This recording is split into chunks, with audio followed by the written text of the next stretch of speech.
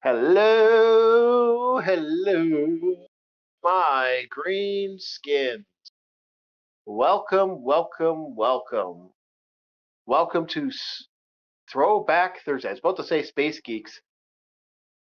We have a lot of games. We got a lot of indie stuff too, so that's going to be fun. And yeah, we are a retro community. We do support everybody who's a part of the retro community. Please give them a like in the description. Please check them out. We want everyone to kind of help out and get some stuff up. Please like and subscribe. Our numbers need to go up. We are at 460. We need higher numbers, boys. We need to get there. We need to get to that ball. All right, boys. So, Rumble, we've been kind of worried about doing this on the copyright stuff. We've been worried about doing game trailers, but I've seen so many people do them at this point. I don't think we're going to get any trouble for that. Check out these sites when we do the sites, and that would be my best way to put it. Today with me, we have Bob the Marauder. Say hi, Bob. Hello. All right, Bob, let us look at the first game. Kemgarai, the official gameplay trailer, apparently. This was so epic, I was like, God damn, I got to show this to Bob. You ready? Yep. All right, let's go.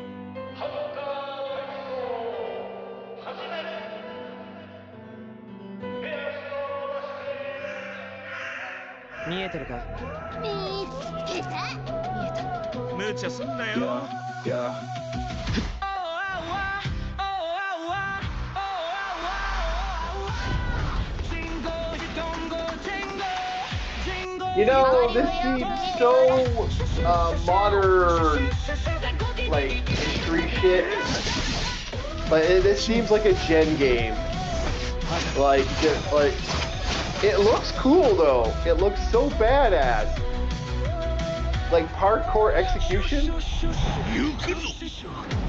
Yeah.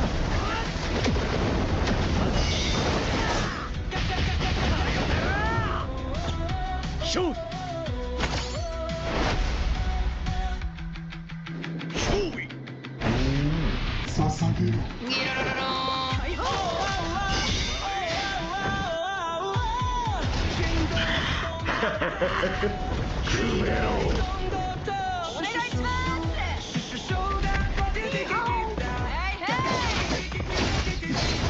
So the question is this like a oh, it's a 3-player co-op. There you go, Bob. Damn.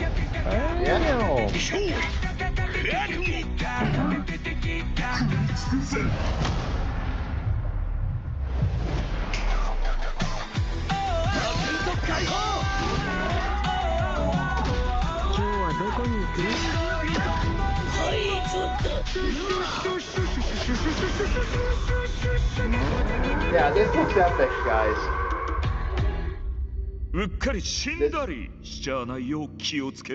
This looks good. By the way, this is Indie Game Hub. Check these guys out. They're awesome. And they get us some great trailers. That has been that's so epic. So what's your thoughts on this game? It's coming out for PS5. That it is. I'll be honest, depending on the starting price, I may pick it up. Yeah, this doesn't look bad. If I had a PS5, I would. Because recently I picked up FBC Firebreak because it was on sale for $10, and I was like, fuck it, why not? Yeah, I can see that. All right. So, anything else you want to say about this before we move on? No, it has piqued my interest, and I will. What's the Palpatine meme? Yeah. We look forward to your career with great interest. That's about right. Okay, let's see next. Now McDonald's. You've been here before. Check out McDonald's thing. We do suggest that we promote people. We're always about that promotion. Let's go.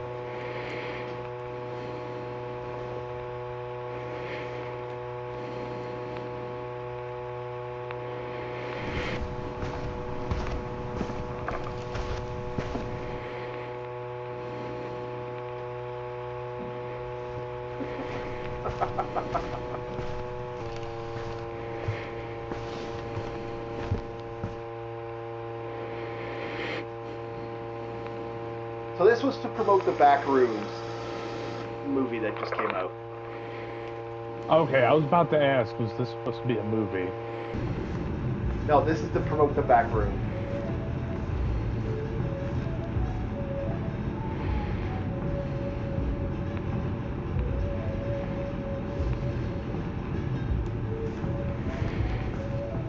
Never go into the holes.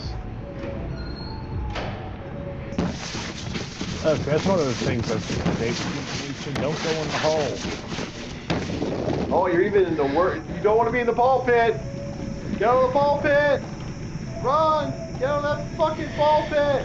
I'm always telling you, man, you're already in some dystopian, what is it, alternate reality. Ball pits are already nasty on their own. Don't step in a goddamn ball pit. Don't do it. He got lucky. He ended up at McDonald's. You know, someone's going to make this now in the back rooms. There's going to be a McDonald's back rooms. I wouldn't be surprised. In fact, I think that is a level. Though it's not, you know, like official McDonald's for obvious reasons. No. But this is going to be an actual... Someone's going to put this up on the wiki. You're going to see these in the wikis now. I'll put money on that. I'll open this book yet. So, if you hear noises, you do not walk towards them.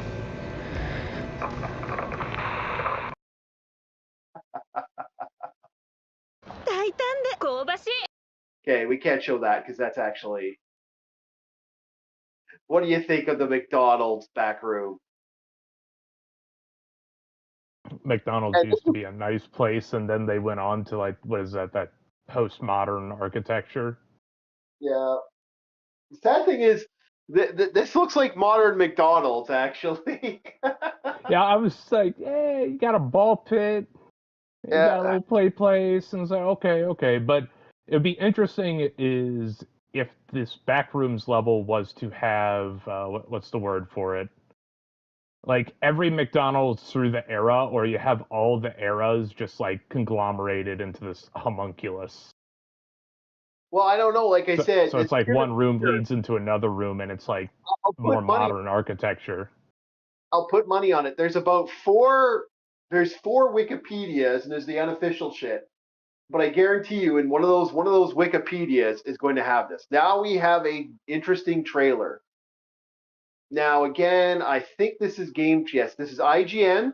Check out and support IGN, boys. All right, well, let's look at the trailer. Go.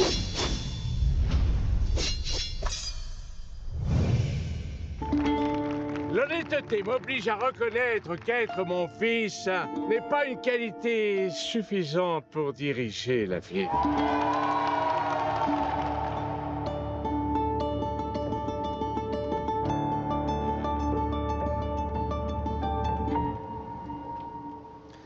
Vous n'avez pas un double?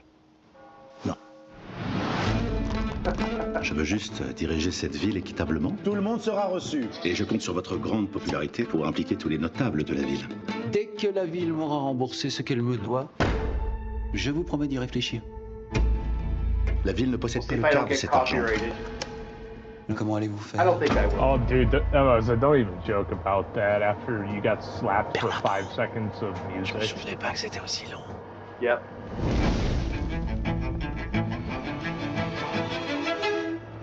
Essayons.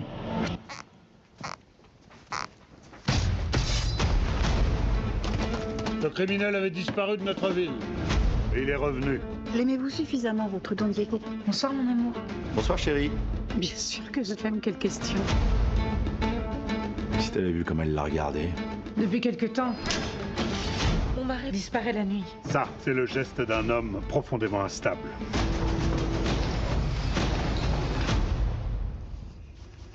Zo? Qui d'autre? Mais mon mari peut arriver d'un instant à l'autre. Mais non, ne vous inquiétez pas. Mais qu'est-ce que vous en savez? Eh oui, non, bien sûr, qu'est-ce que j'en sais?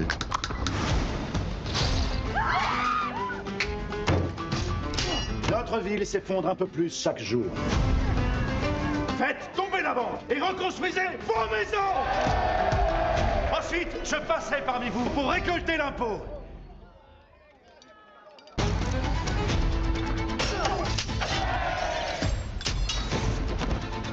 C'est qui ce Zorro? Zorro.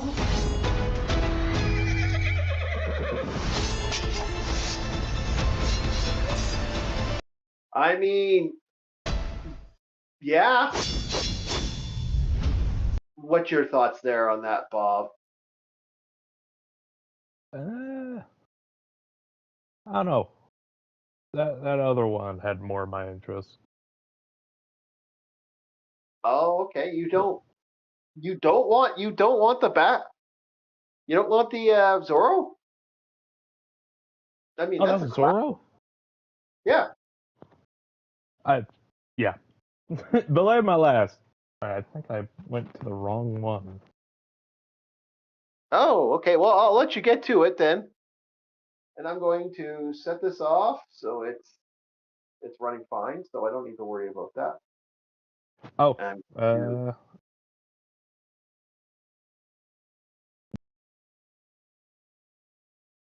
you missed it. yeah, I think I went to the wrong thing. All right. Well, Bob's doing that. I'm going to get to the Conan stuff because we might start. We might end early tonight. We'll see how everything goes. We're going to try to get as much done as humanly possible today if we can. All right. The greatest swords and sorcery time. I'll wait for Bob for a couple seconds. Watch Zorro. It's about under 2 minutes. Should be fine. I wonder if we'll get DJ today.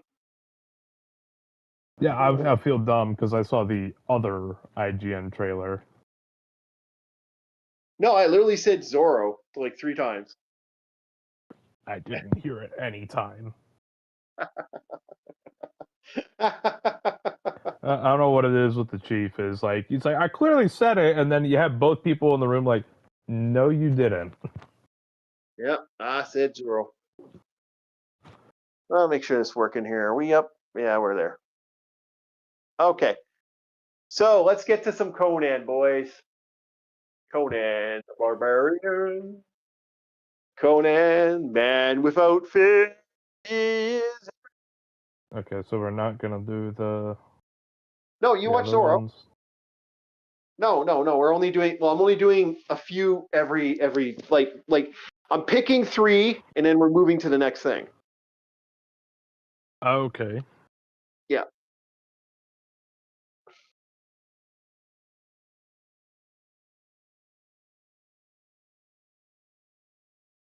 So Conan is fighting the Beastmen. The caverns wait doom. The Lair of the Beastmen is the book. It's so strange that IGN, of all things, is doing a movie trailer. I don't know. Does it feel wrong to you? Because it feels wrong to me. I don't care where I get my movie trailers, to be honest. Like, I'm doing this just like I said. It's like last I checked, wasn't IGN supposed to be the gaming thing? Yes, it was. Is that you eating? Nah, it's not eating. That's me peeling something off. It's a protective layer. Okay. Something to replace in the future. Okay, I know the feeling. Okay, so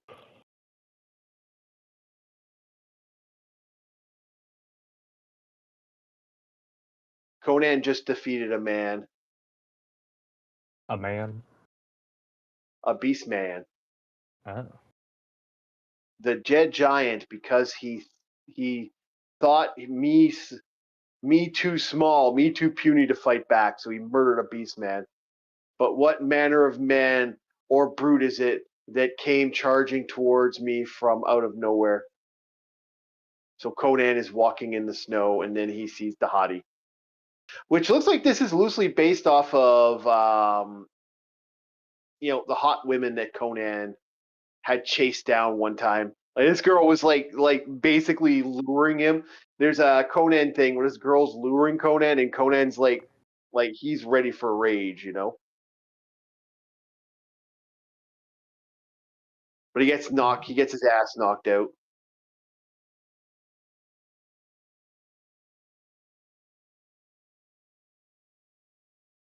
Yeah. It's interesting what they do to him. Like in that one, that's interesting because he chases her until a fucking frost giant shows up and fucking pounds him on the head, and that's the end of the thing. I like that they have the little horn helmet to signify Conan. Yeah. The goofy helmet too. Yeah, well, he finally took that. Oh no, the helmet's still on his head too, by the way. Oh, we got another Bing. We got a Bing from.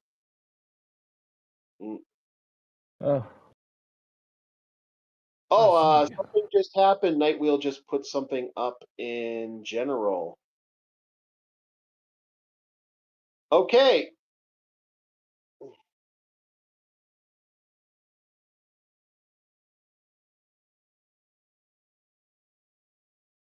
We'll have to look at that. We'll probably look at that tomorrow. Or, well, you know what, Bob?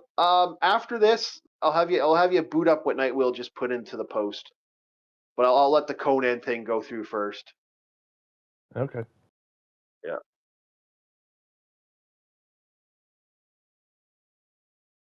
Conan, like these are people explaining how they were captured by the evil beastmen that are now working them as slaves and using their human females, basically. They're capturing the women and stuff. I do love the art to this. Like, this actually has good art. But they were, oh, by the way, this war helm is not for the likes of slaves, Clam. It is prize. What did you just say, Daw? Like, so he got mad and Conan took his helmet. Don't take Conan's helmet. So he beat the crap out of them for the helmet. I don't know why we get this weird saturation. I'm assuming that's somebody saturating stuff to, keep his keep stuff, but I'm assuming it has something to do with like the way this was like scanned. So I do apologize for the saturation, but I knew going into this, unless I actually went and bought the book, like tried to get the anthology Marvel book set that exists out there, my ass is not getting that. So we're gonna lose a couple pages here and there. I do apologize. Good old coffee.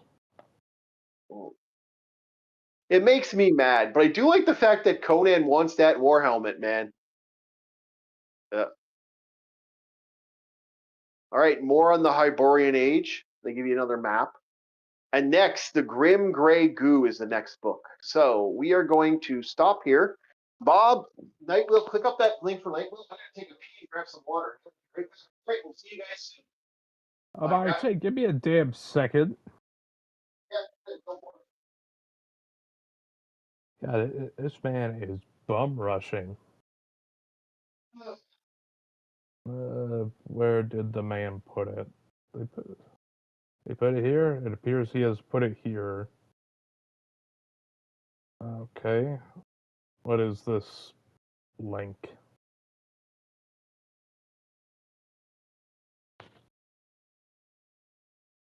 Alright, what did Nightwheel put? Oh!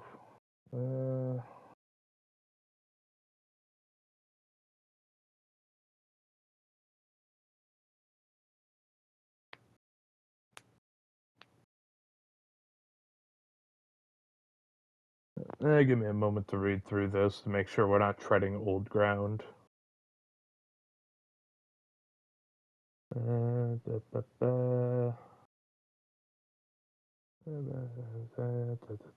Violating to unauthorized. Yep.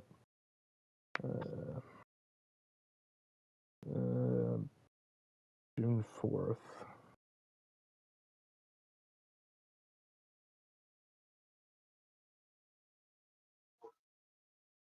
This is roughly the entire story of what's going on with was it Reckless Ben? I think so. Has a lot more details. Now, the reason I'm reading through this quietly is I don't want to talk about things we already talked about, like the Don't want to retread old ground. But this starts off with, now correct me if we've already been over this news. Bricks and Minifigs parts ways with Salem, Oregon franchise owners Brandon Best and Joshua Johnson. Yeah, that is. It looks like they're basically trying to hedge their bets now. At this point, we are getting to that point where we're starting to see cracks in their armor.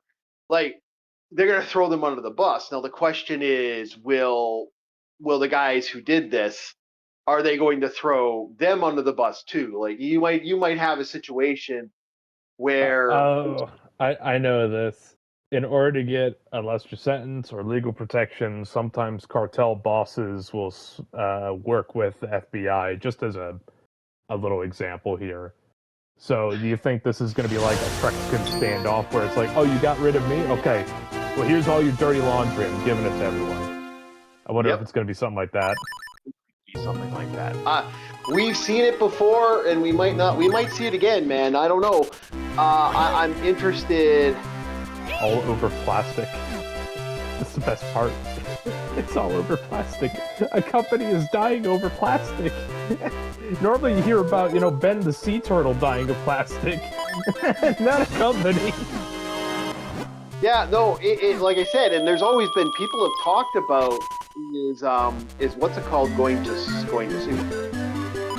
Like is Lego going to basically go, okay, you know what, assholes? You're revoking your chain license. Yeah. You will not be officially recognized by Lego. Because outside of, doing that, I don't know what legal power Lego would have to say, hey, your entire stock is, mine now? They would have to buy it off them. No, I don't think they can do it. You can't just say, it's like, oh, you can't sell this anymore. It's like, okay, go fuck yourself. Yeah, exactly. I don't know what they're going to do. You'd have to do an official thing where it's like, we do not recognize you. That's all, the big Lego can do, Yeah, I think sure, they're powerful and they have money, but the hell else are you gonna do? Legally. I think that's what's gonna happen, personally. Yeah, was it public, not defamation, not deplatforming, there's another word I'm looking for. Well, okay, they're an affiliate. The Mega Bricks is an affiliate group to Lego. So they just got to say we're no longer affiliated, associated with them. That kills Mega Bricks. They're done. I think the affiliation is the word I was probably looking for, but I can't remember for the life of me. Yeah, that would kill their affiliation. Like, they're done. Like that ends Mega Bricks right there. Yeah. Because it's definitely not the word I'm looking for. Yeah. No. It's if they end the affiliation, that would kill them, because legit, that's one of the main franchise. That's the word. Disenfranchise. Well, they can't disenfranchise. I don't think that's Wait, no, not disenfranchise. God damn it! I can't find the word. It's okay. First of all, they're not a franchise. They're not an officially owned franchise. They have what's called an affiliate. No, not that. Not looking for that. I know. Yeah. That's not what I'm looking for. God damn it! Now, fuck off, Gabby. Not now. Damn it. Yeah, fuck it.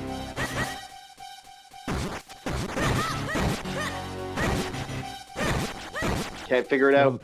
The worst part is, I will figure out what the word I was looking for tomorrow or the day after. When it doesn't matter. Yeah. I know, that's life.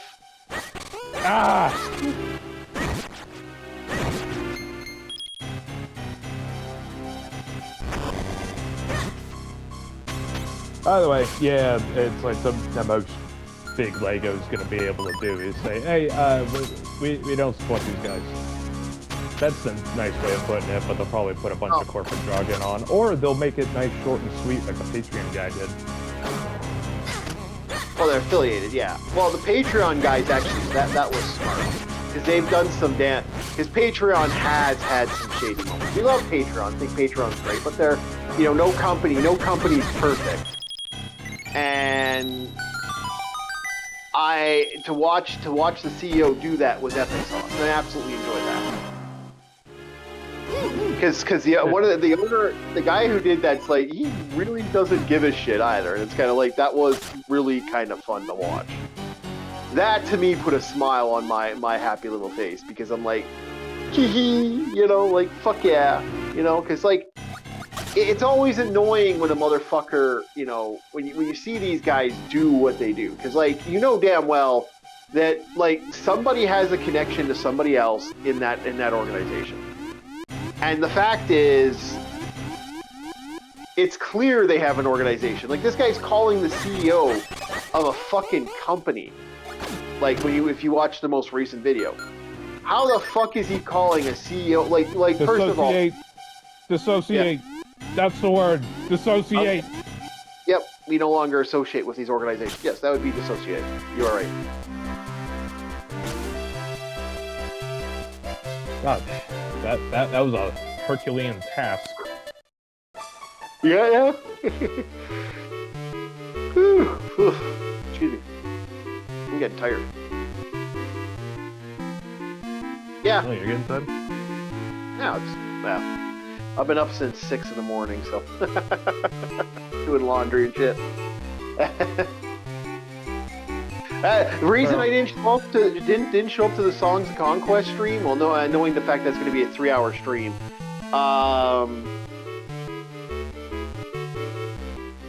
It's usually 3 hours without the internet issues.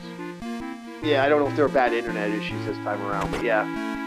Oh yeah, there were. Yeah. Had 2 disconnections.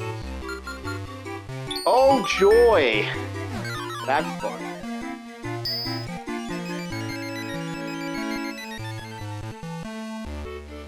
Never likes hearing that, man. I never like hearing it. I'm like, no, that's always bad. Yeah. That's how it went. It was rough. But we pulled through. Yep, that's good. Not to get too high on my horse, but I should say I pulled through. Well, Rum's going to have the Chinese forces probably in the next little bit. When he has the Chinese forces, that'll be an interesting thing. I'm actually You won't even be able to field them because it's not available for console. We don't even have the data for them. I don't know if I could field them then. Oh, that's gonna suck. That's the thing, is like, if I don't have the data for it, how would you field it against me? Yeah, I know. Well, that'd be interesting. That'd be sad for poor Rum. I know Rum's gonna be super excited. Oh, the Asian group's there. I might play the Asian group. I was about to say, he's loving Baria, but I need him to expand his scope a little bit. Just a little bit. Because it's like, you were playing the you gotta move fast, quick burn group. Yeah. So in that case, it's like, okay, don't be too passive. You need to push, and you need to push hard. Yeah, and he just wants to focus on his cash. I'm not shit talking him for that. That's smart, but it's like... Oh, I used to be the same way with the bazaars, but then I realized, no, I really should just be making more unit buildings with the medium plots. That way I can just spam the, you know, in this case, the musketeers and the pikeneers. You know, I find it funny that they brought the classic SimCity guy back for this thing of this thing of Zelda.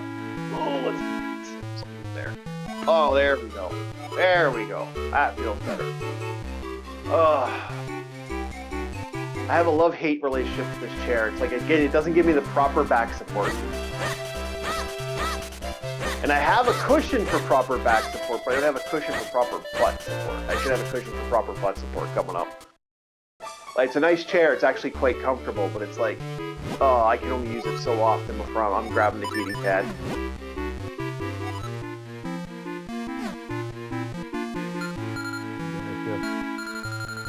Yep. I do believe outside of them being new management, there's no new news on that. Okay. On the the big one article. That's what it's called. It's an article. Oh my God! Please don't be the day that I'm forgetting words. Sure. You sure you ain't dealing with issues in your life, my friend? I do have my own issues. but it's just like, my goodness, why is today the day that it's like, hey, you're gonna play Scrabble today? It's like, but I don't want to play Scrabble. Too bad. Yeah. Too bad. You're playing Scrabble. You can't think of words today. Oh joy. That's never fun.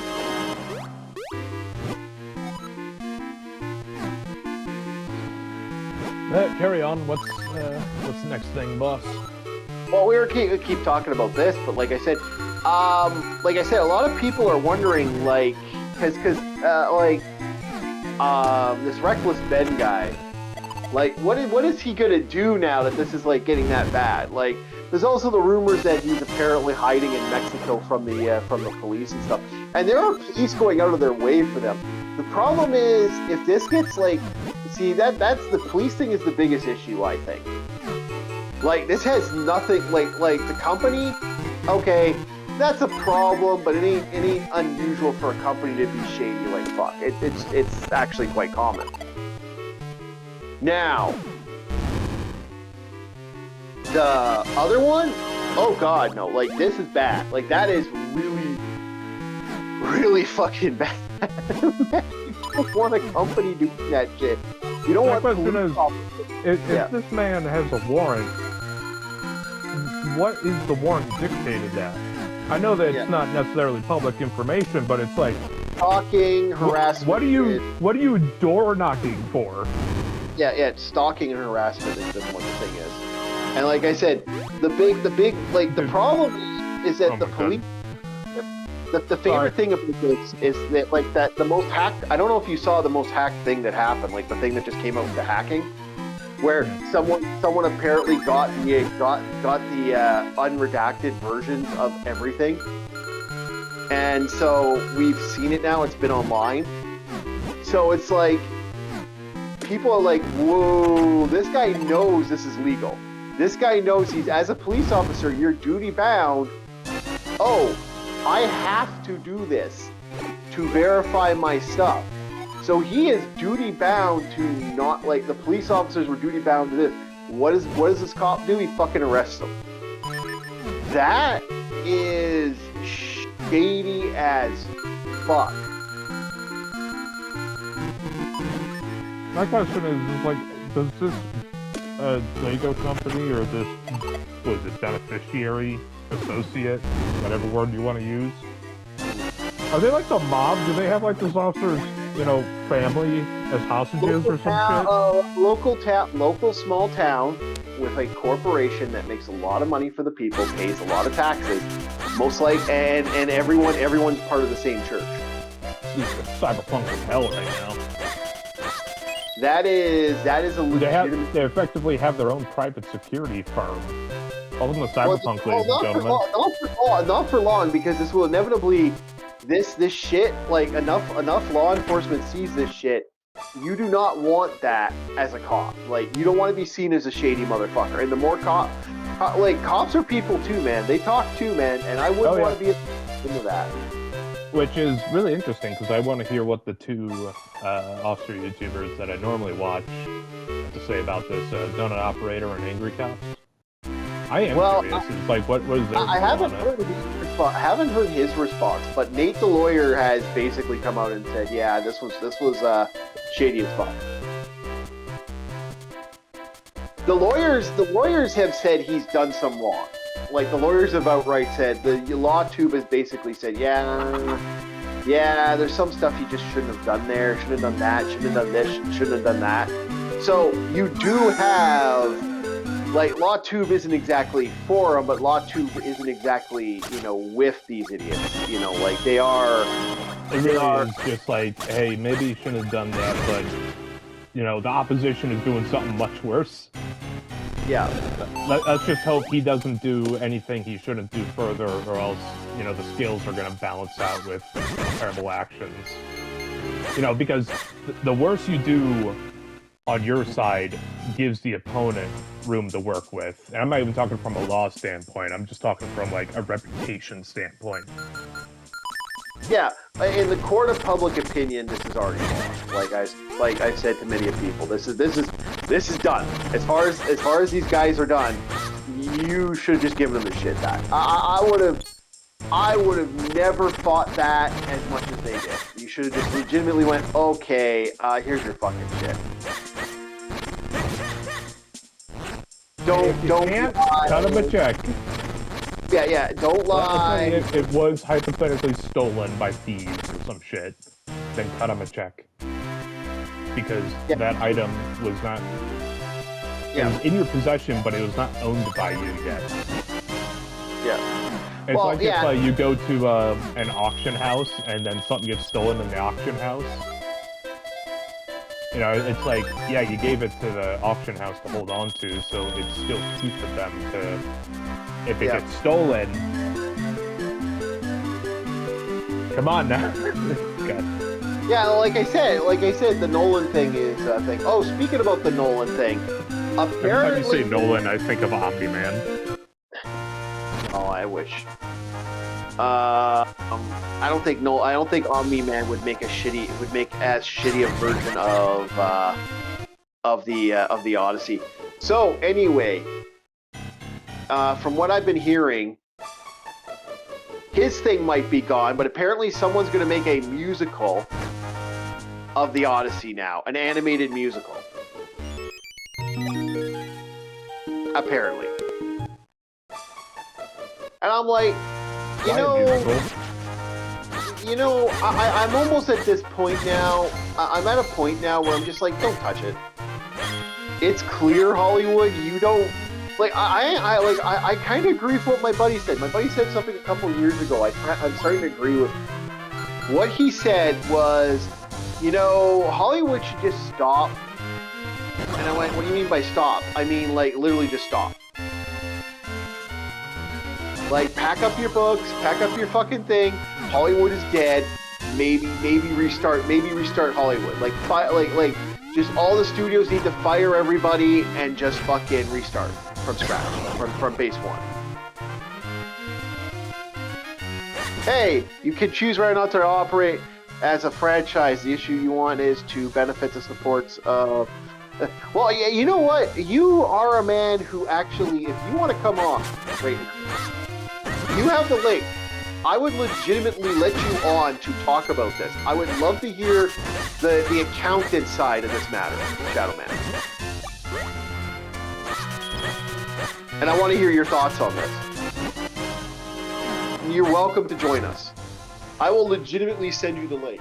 This will be a one-time thing, but I'm legitimately sending you the link for this shit, because I actually do want to know what your thoughts are and how this would operate. And because me and you haven't talked about it, but I'd be interested to hear what your thoughts are from what you've seen. Because you come at it from a different perspective. What do you say? You want in? Come on down to our Olive Garden. Yeah, come on down to Olive Garden. We have plenty of fish. Yeah, and instead of breadsticks, I hope you like pretzel sticks. Pretzel sticks are the best sticks. Well, at least they used to be. Yeah, they're even better when you steal them from the local hospital. I don't know what the hospital puts in their pretzel sticks. I'm kidding, I didn't actually steal these. I went to the store and bought these. Yeah. Don't steal from the local hospital, alright? They have enough of a hard time dealing with everything that goes on in the bureaucratic medical system.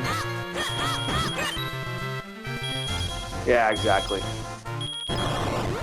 Yeah, no, definitely, man. I would love to have you on for this one. It's been one of the few times I'm like, yeah, come on down.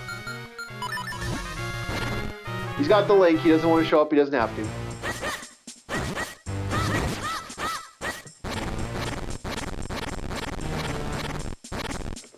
I was really hoping we'd receive a visit from the Lord of Deadside.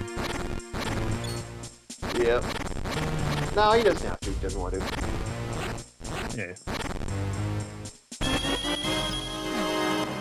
But, where were we? Oh yeah, the musical. Yeah, the Nolan musical. Like, we could keep talking about the Mega Bricks thing for a while now, but I don't know. I don't want to keep retracing my my thought at this point.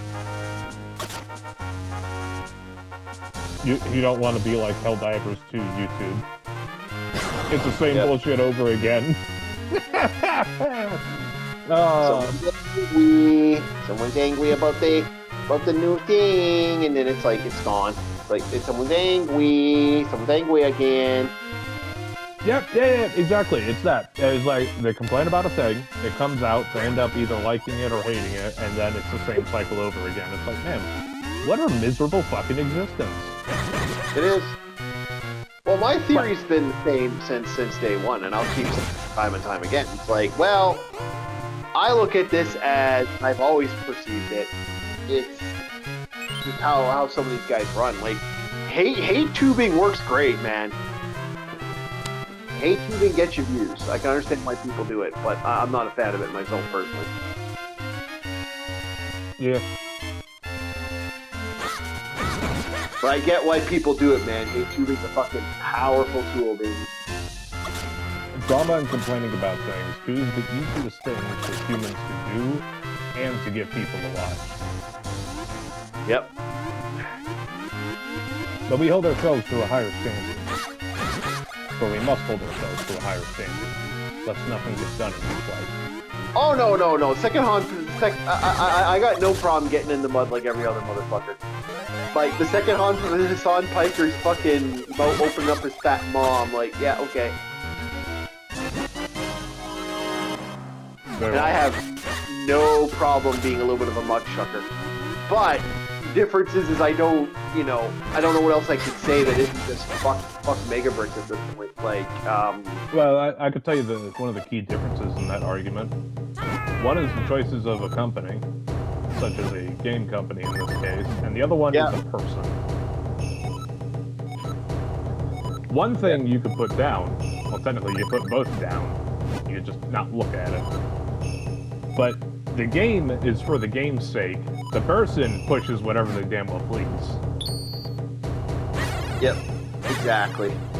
This is a much more complicated web, and I am not spinning it to the most accurate level I could be right now, but I don't know how long of a tangent the Chiefs get to let me go on. No, I'll just keep it simple, yeah. Yeah. Shit, I fucked up. I should have just... So, a video game doesn't hurt anybody. You can put the fucking controller down. What do people not do? Put the controller down. Yep. Well, no, I got no problem with, again, the whole Helldivers, like, I understand why they do it. Like, it's a good way to rage, and that gets people's attention. Dude, food tube works pretty good too, man. I find like, fuck, just do a couple energy drinks and you're fucking all set. Oh, yeah. Yeah. I remember when mukbangs were the big hit, and then that was the big people. A lot of people either lost a lot of weight after that, craze with the mukbangs, or they died. Yep. If you're gonna be eating that much, then yeah. I got a lot of views of just doing pretzels everywhere, like doing quick snacks and stuff. And I still do snacks on occasion, but it's like it's on and off now. There is a lawn chair at my house for you, but it is currently in storage because it is not winter season to watch shoveling.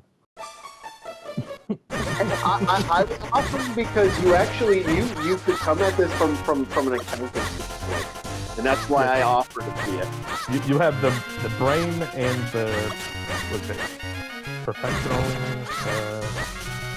Yes, it's professional moxie of the matter. That's why I was like, okay, yeah, you can come at this from that perspective. And I honestly think that's actually a bet. So far, we've heard from the Lord. We've heard from the law. We've heard from like all the sides. But the one side we haven't heard is from the accountants. We've heard from the fucking the troglodytes, the orcs, the fucking everybody else, but we have not heard from the accountants on the matter and what the accountants say. We haven't heard from the people. Yeah. That's right. What is it? Humans and gnomes that do accounting? We haven't heard from the gnomes. And our friend Shadow Man is definitely a gnome.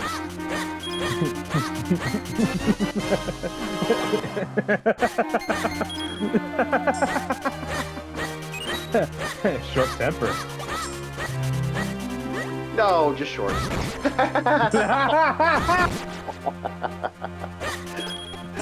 Kevin, come on, just call me a fucking asshole.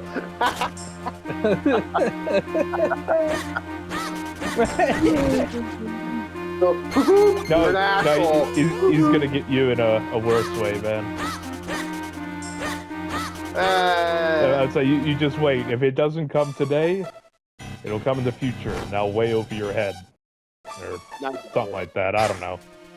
I doubt it, but no, it's. I'm more worried about like I said. I thought it would have been more funny if you would just like, you're an asshole.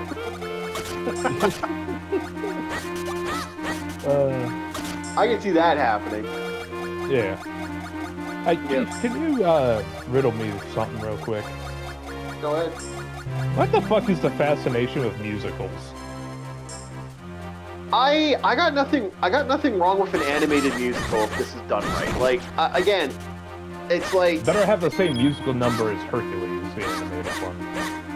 And then a long cane too. Like that's fine. It's like you want to do that, do it. Go for it. I'm not gonna hold anyone back if they want to do a musical. Go for it. I don't get the logic right now. I actually don't get the logic. Musicals. I hate them. I outright despise musicals. No. There's a moment to have a song or a certain theme going on, but I don't need a guy singing about it. And then out of nowhere, everybody else goes into a dance number and starts singing about it. It's like, yeah, this works for like, kid stuff, like old Disney movies. It worked for them because, it's something fun and family friendly. Well, I got no problem with the Odyssey. If they decide to do a musical, hey, fucking more power to them. But like, just what is the audience? Is my key factor. Is like if you're gonna animate it, who's the demographic you're looking for? Because we assume the live action is for like what, adults, maybe families, in their warped view of what a family is. Yeah. So since it's animated, are you gonna make it for kids? Or are you gonna try and do like a Disney classic film? My theory is simple. I think this is a dumb idea one way or another right now, because right now the fandom... the fandom is just not there. They are all done with this shit. Like they have effectively they've effectively killed the franchise. Like doing another Odyssey, if Nolan has had it canceled, doing another show or trying to do this again is absolutely absurd. It's not going to work. I like Christopher. The funny thing is I actually didn't like Christopher. There was a time I thought Nolan was actually pretty good. Like I thought, oh yeah, Nolan gets his hands on something. We're not looking at bad here. We're looking at something that could actually be good, be a decent. But I think his hunt for the Oscar and doing the DEI Oscar thing is what killed this. DEI Oscars, the Die Oscars. That's what it is. It's the DEI Oscars. A lot of my we've all everyone keeps saying it. This is a Oscar thing that the Oscars were doing, and they didn't accomplish anything, and it ended up failing everyone because no one wanted it. So if no one wants what you do, and you do it, it's like, well, yeah, they're gonna piss off, especially because people are getting tired of legit this bullshit with the attitude of, you're going to do what we want you to do and you're going to like what we do. It's like, why? I don't have to. Fuck you. What are you going to say about that? What are you going to do about that? You can't really do anything about it. Fuck you. Go fuck yourself. And that level of, we don't want to deal with this bullshit anymore is a bad sign. That's usually, you don't want people thinking that. You want people like, I don't want to waste my time with your shit. So then if you got so them doing this again is basically a really stupid idea, and it's not going to go well. Like, no one's going to want this, and it's going to die on the vine. If someone did the Odyssey right now and was to do it with Greek, we're going to do a legit Odyssey with Greek actors. We're gonna do it as authentic as you possibly can in a way.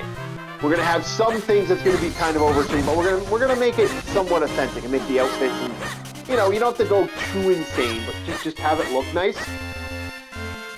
I honestly think that would sell right now. Like, that would sell fucking gangbusters. I mean, the Odyssey would sell like gangbusters right now if you were to do that. If you were to just basically go, you know what? If I was an unknown director, I'd be like, yeah, I'm going to do the Odyssey, but I'm going to do it this way. If I had the capital and the cash, yeah, done.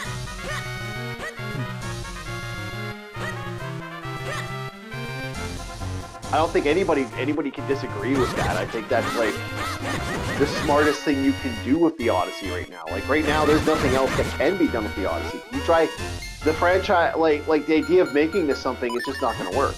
Like you could, like again, if they had gotten like Chris Hemsworth, like big, like really big popular Hollywood names, and they all signed off on this dosh, yeah, I could see something working. Nope. Not now. Can't come on, but both parties are in the wrong financially. The damage to Bricks and Minfigs is already done, and the reputation is lost. Ben needs to worry about the potential jail time, though. Okay. Oh, I think that's coming. I think that's high. I think that's coming very fast, actually. Sorry, Ben. You fucking Ben. You might want to stay. You might want to stay in Mexico. You might want to buy some nice luxury items up there. Hey, Ben, invite me. I'll go to Mexico with you. Or we come up to Canada, Ben.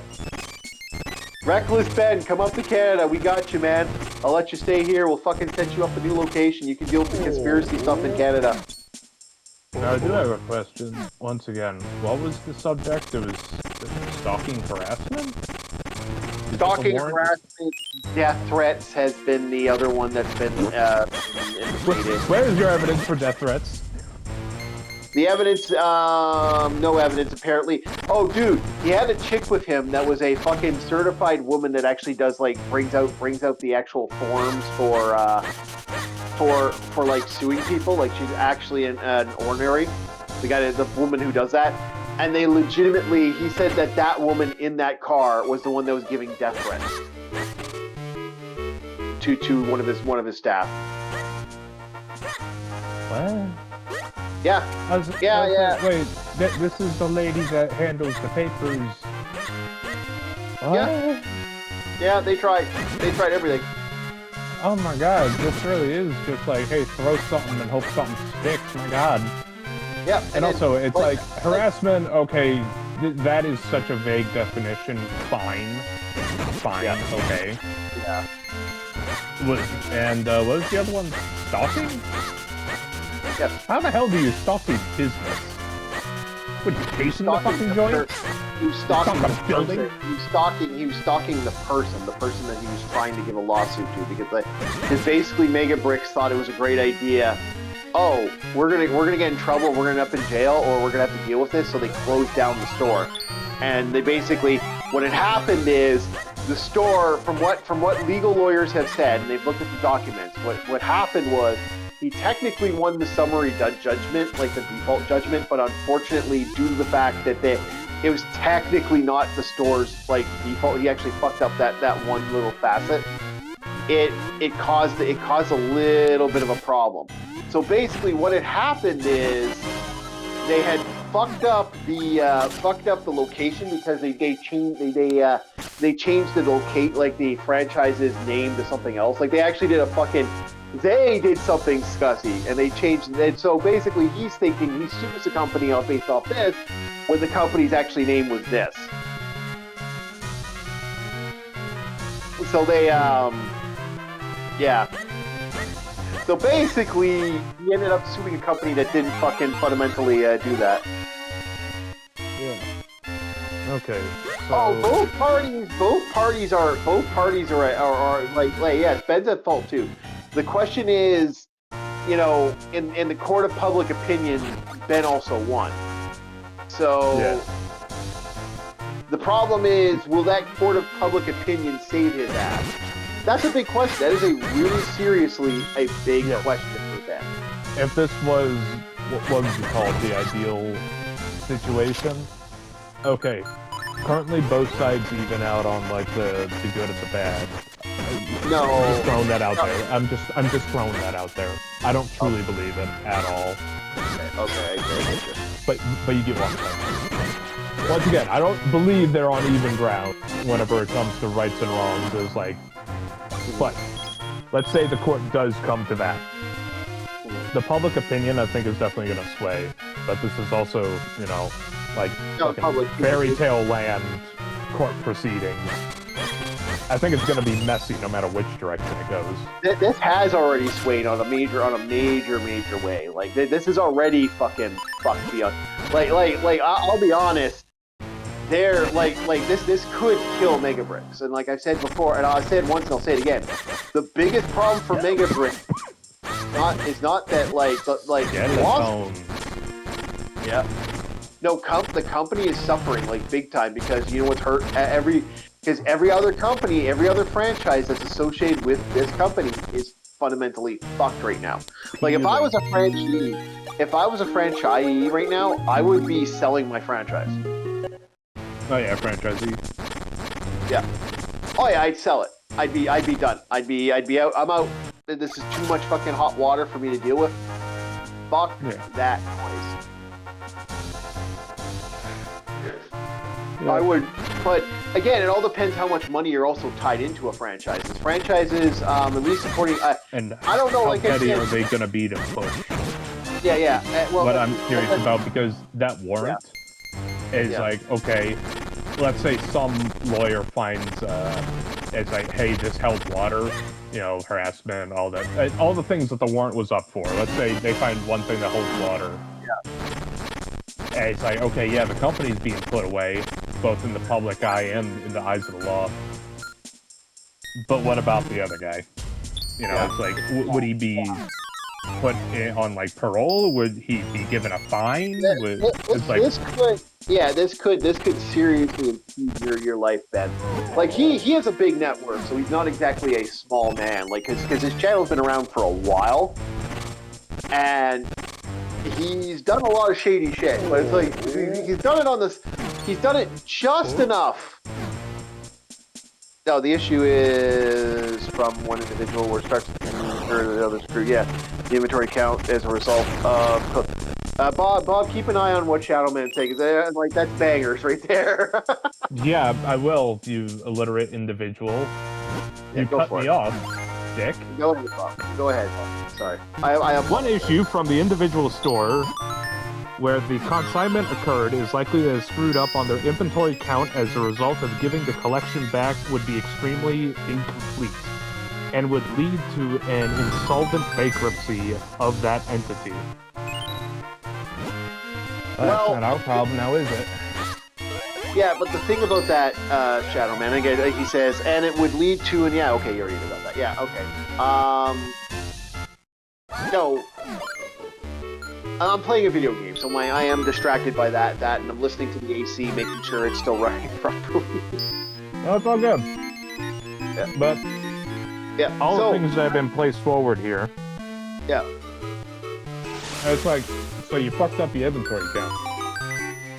Yeah. That's not our problem. That's you, the company's problem. Yeah, well, the problem with the bankruptcy right now is they've already apparently, from what I've heard, that franchise is done. Like, they closed the store right fucking down. It's gone. So, you know, the idea of that, well, that's already kind of done at this point, right? Like, they've already technically done the main process. Like, sure, it's not Chapter 11, but, you know, you might as well be Chapter 9.5 at that point, right? Like, they're now in trouble because of that, and I don't know what they can really do to solve that now that that's happened. Like, you've effectively been, you know, you've been struck by a smooth criminal. You've now lost that serious cash. All right, go ahead there, Bob. It's all yours. All right. I also believe when they would try and get it back with it apparently representing half of the store inventory, the store fails, and then the collection gets sold by creators underneath all parties. Or, wait, sorry, not creators, creditors. My bad. Yeah. Well, there's also. Predator? I'll let him explain it as I go, and I'm going to change chairs because this is hurting my back. Ooh, that's hurting my back. Is that somebody who intends to make an investment back upon, was it? Creditors take. They basically work as a go-between between the banks and other services that would fundamentally take money and profit from this. It would be a multi-litigate. It would be like something like he would, in the end, I think the way it's been described to me over the years is if you get that level where they're coming after you in that way, like, I mean, they got to reclaim everything. Oh yeah, it'd be a fight and a half. I'm about to say, a little shred of honesty goes miles. You could have said what was going down. Yeah. And instead of, Ben going after you, he could have actually, had the public maybe go on a certain, like, hey, if you've seen this, You get what I'm saying. I don't want to say manhunt, but it's like, hey, if you have seen this with this product number, then hey, speak up. Instead of, fighting the company, what I'm trying to say is, if they were just honest Johnson about it, Reckless Ben probably would have helped them. I don't know what Reckless Ben would have done, personally. Like, this is Did you hear what I said, at least? Yeah, I heard you. Yeah, I did. And I said, I don't know what Reckless Ben's going to do exactly with this, but I will say this. It's one way or another, that's money that he's going to, This is YouTube gold, and I guarantee you, this boosted his channel like you wouldn't fucking believe. But, yeah. But, like, is he going to be able to use it? There's your problem. Is it going to be used? Is Reckless Ben going to be able to keep it and keep it around for himself? Like, you do something like this, man. I would love to get him on. If I could figure out a way, if he wanted to come on here, you are totally welcome, Reckless Ben, to come on the channel. I will legitimately, like, offer you, if you want to come on and say your piece on the matter. But, like, this is YouTube gold. Like, I wish. Mm-hmm. It's bad news, though. Like, it's going to fuck him up if he's not careful. But this is literally YouTube gold. Then, yes, my question would still be posed to Reckless Ben as a hypothetical, if we do happen to get him on. Yeah. It is like, do you think if the company was an honest Johnson, instead of trying to, push the dirt under the rug, if they're like, hey, this is the infestation issue we have here, this is what's going down, can you help us? I know companies aren't really as outgoing, especially when you have potential bankruptcy, and half your store's profit banking on the things that were stolen. But if you're honest about it, you could have a wider radius. It's the hypothetical of, like, what if this world wasn't so dirty and nasty and stinky? Yeah. What if everybody decided to be a friend and it's like, hey, can you help us out? Yeah, sure, why not? So that's the question. I don't know what would have happened about that. If it, like I said, we hear all this conflicting, stock ain't there, we're not this, that, and like all this fucking shenanigans. The shenanigans will not abide of it. Inevitably, it's just going to basically be like, well, we don't care, we don't give a fuck, and this is going to end up happening one way or another. Now the question is, does this guy want to live with this bullshit? Like, I personally think if I was them, I would have given them the item stock right away. But what I would have said is been honest. I'm sorry, like, this is tied up in stock right now. We will forward X amount of money and X and X, blah blah blah blah. I would have given an honest thing. I would have been straightforward with that, because I think that would have sold better than what they did. What they did ended up just pissing everybody off. And you don't want to piss people off. Yeah, that's the exact point I'm making. And if we had this alternate timeline, then in fact I think the store would get more popular. Yeah.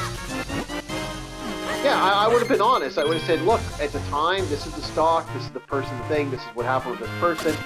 We are trying to fuck this guy. We're going to do what we can to guarantee help. And I would have been honest about this. but the lying, the constant, and then the threats afterwards.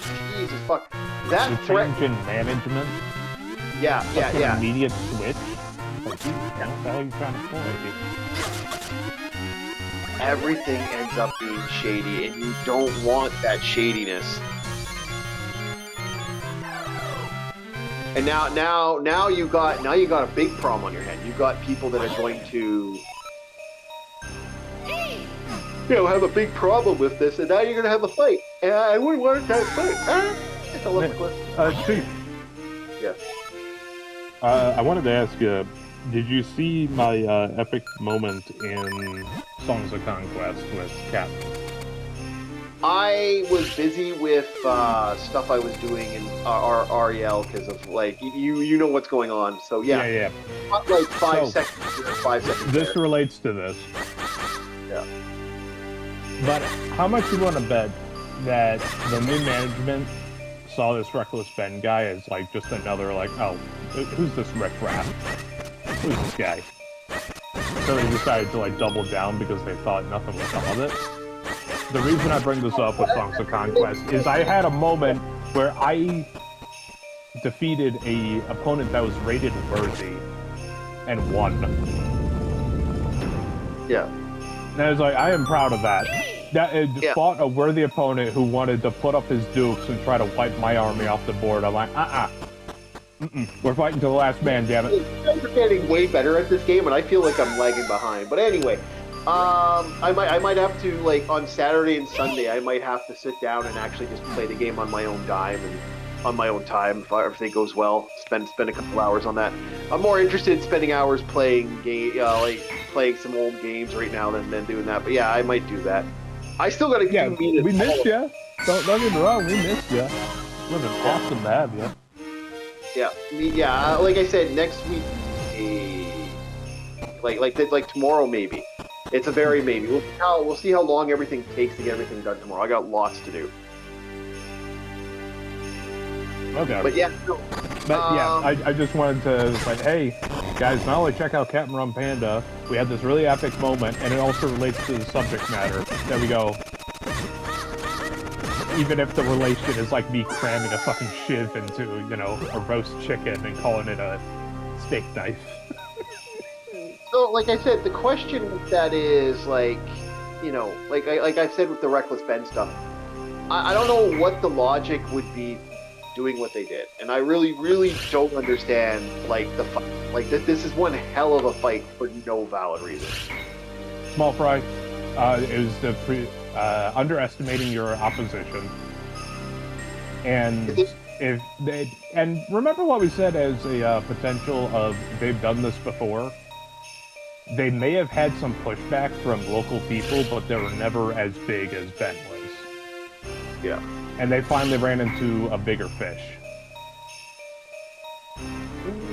I don't, like I said, I think the theory is, they have these guys, the statistic scores and all these fun little boys, and they were all like, oh yeah, don't worry about this. This is gonna blow over tomorrow, man. Just give it a week, you'll be fine. And then they're like, oh, we're not fine. And yeah, what side did you mean it was gonna be fine? For us or him? Yeah, For him, this isn't. For him, no. For Reckless Ben, this is problems. No, damn it, Chief. Yo. What I meant was yeah. Hey, I'm part of the management of the Lego store, and the manager said, "Oh, this is gonna blow over in a week," and then you see your company's closing down, and the management's no longer there. So, what do you mean? Do you mean it would be beneficial for us or for them? Well. No, that store's done. The problem is how beneficial is this for every store that's ever fucking done this? You got quite a few stores that just got fucked on capital F. I guarantee you, there's a couple franchises that just got banged, and I'm like, I feel bad for the guys who are trying to do this legit, man. Oh, just like with every fight, you're always bound to get the fanatics. So what you're saying is other stores that are also sellers of Legos, either their secondhand or collector's items, are also getting finagled. and assailed by crowds, or in this case, it's more like people aren't, giving them patronage because of the potential relation of Legos. Yeah, I mean, we've seen this before, where this level of zealotry is like, one thing goes bad, but instead of just pruning the branch off the tree, you decide to go after the whole tree. Yeah.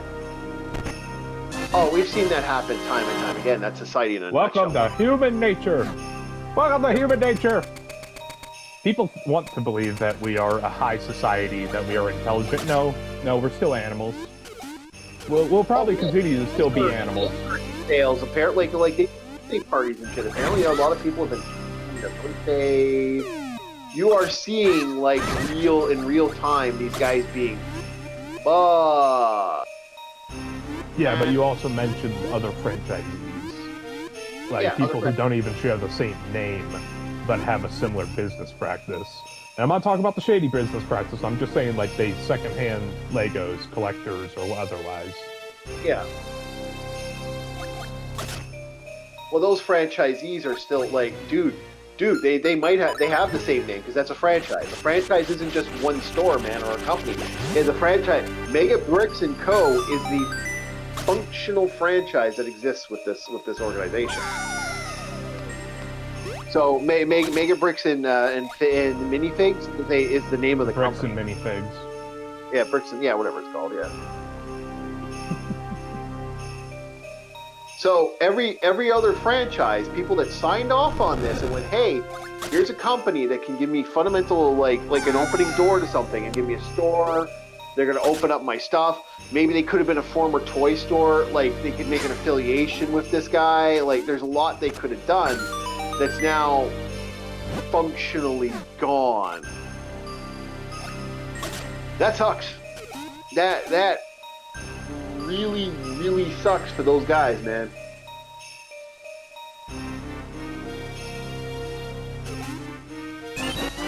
Every one of those guys just got fucked by that. They got fucked by this. And there's because like people are getting tired. Like people like from what I've been hearing, stores have like because they do birthday parties, they do other things. Like these stores will have like, you don't just one thing with these like type of stores. Like you'd want your kid you'd have loose Lego bricks and they'd have all these kids there. They get to build something on the Lego bricks and then they get to take that item there. Or they would have a thing where they certain things that you do with it. You'd want the franchise to play the game. Now, if only Legos weren't so fuck all expensive. Yep. It is obscene how expensive Legos are. I'm not even talking about collector stuff. I'm just talking about sets in general. Oh yeah, well it blew up. It blew up during COVID. Like it really blew up during COVID. Like they were expensive already. Amplify that by 50 when COVID hit. Yeah. More encouragement to just get a 3D printer, I'll be real with you. If I had $3,000, if I had... Yeah. I'll be real with you, if I had a 3D printer, I'd probably be printing a skeleton army. I won't lie. It's still my favorite minifigure, the little skeleton. Yeah, I don't know if I'd be doing Legos, but I'd definitely be doing something. Yeah, I mean, what's that app called? Hero Forge? It's where you make like a 3D model or whatnot. And I don't know if it can instantly translate, but supposedly you're able to translate that into a 3D printer framework and be able to print that model off of Hero Forge or whatnot. And then you can paint it as you please. Yeah, exactly. I wouldn't mind doing that. Building your own forces, building your own gameplay, building your own game. Finally build that Godzilla mini-game I've been wanting to build for decades.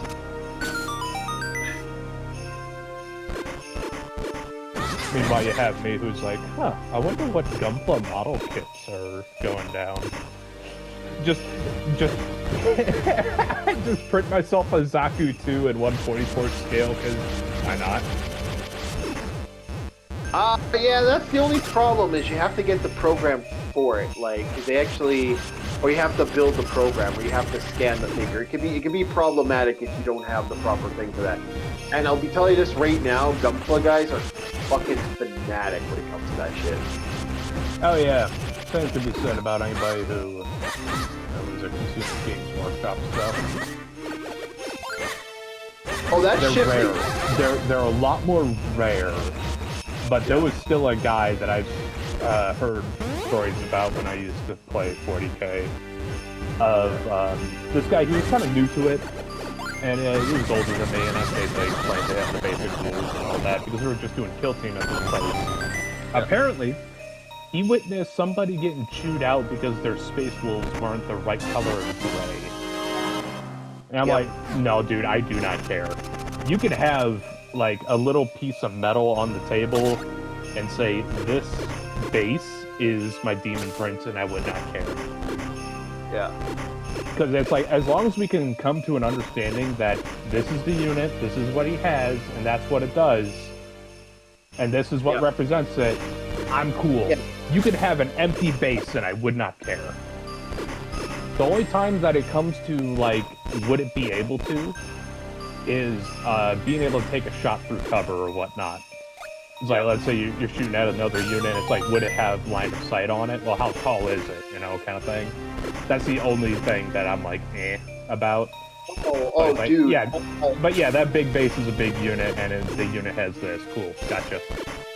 Do you know how much my friend just printed sticker, like, for decades, when it came to BattleTech and Rogue and what's it called, Mech Warrior?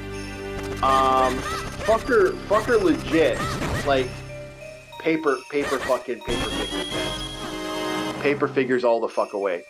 Never stopped. Never like, okay, paper figure, and he just kept doing that for years and years and years. It was the one thing, like, we used to have a laugh about that. We used to go, you know, it's funny how much this guy loves his paper figures. Like, he never ever put anything else there. Am I getting registered? I remember. No, everything's fine on my end. But there was, what was it? It was the Star Wars game. They had like these little plasterboard little racks. Yeah. And you'd put them together, and it's like it made like little fleets of ships. You had like you could make a squadron of TIE fighters with like this little pasteboard, cardboard, material, and it had like little things on it. And it was like, it was some mini war game that I remember at Barnes and Noble back in like 2009, 2010, somewhere around there. I know it was during a release of one of the Harry Potter movies. I think it was Deathly Hallows, maybe? Yeah. Yeah, because we just finished watching that Harry Potter, and then we went over to the Barnes and Nobles, and then you have all these chicks with the little wizard wands and everything. I didn't care about the wands. The chicks looked good. That's all I cared about as young Bob. when you are just that perfect height that their chest is eye level, it doesn't matter.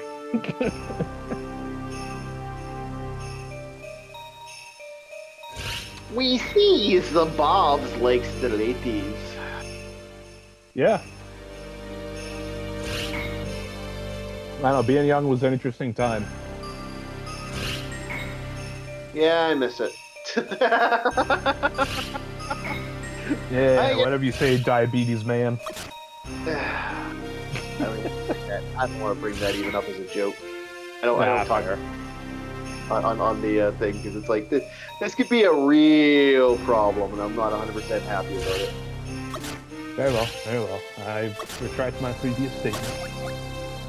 Oh no. It's like I don't think people want to hear my drama. That's mainly why. So, maybe not your drama, but they love it when we talk about drama. Oh yeah, they do. Yeah. Woo! Okay, so it's this one.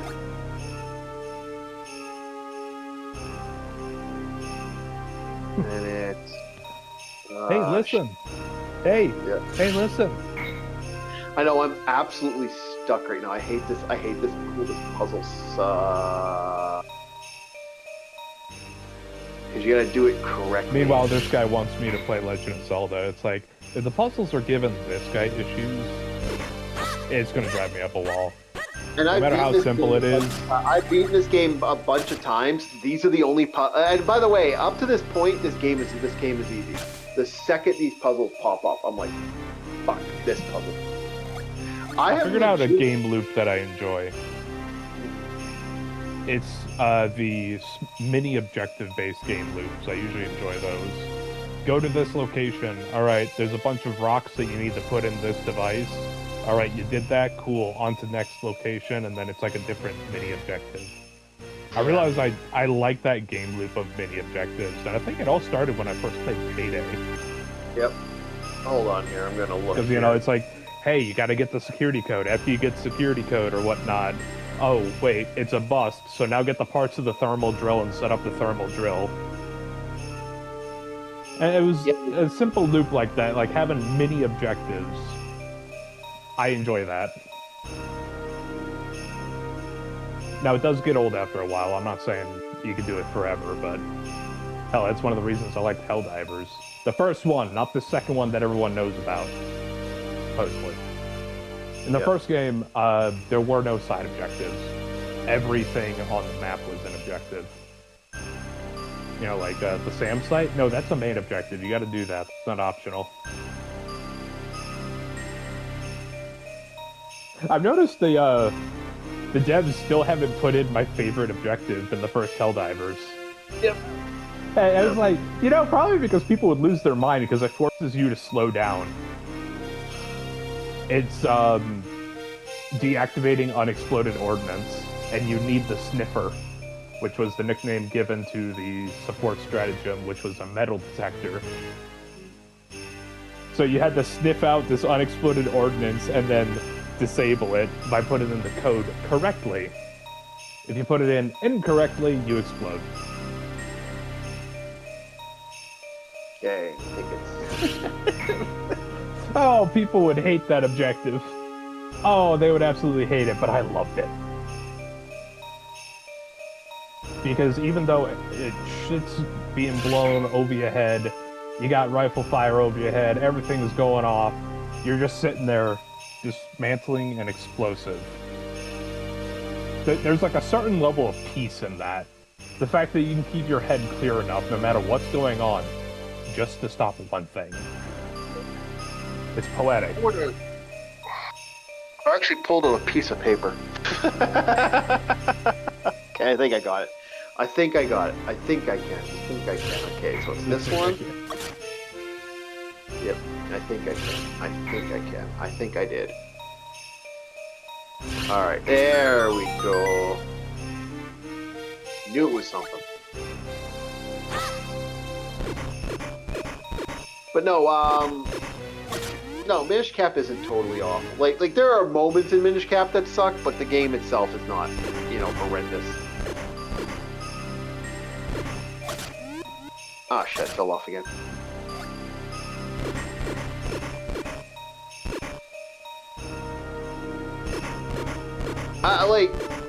The funny thing is the lies that the guy has said. That I'm back to the minifig. Like, I hate to say it, this has been the golden ticket for a lot of people lately, just because this is so moving fast. Like, yeah, we're getting report after report after report. This ain't no all quiet on the Eastern Front. This is report after report. It's like, oh damn, we got some information flow, and that is rare. That is rare, and that is actually abnormally rare for something like this. Because Ben isn't the one that's the problem. Like in all intents and purposes, well, Ben is the problem in some ways. But yeah, I can't deny he is the problem in some ways. But like Ben is also like legitimately, this would have never,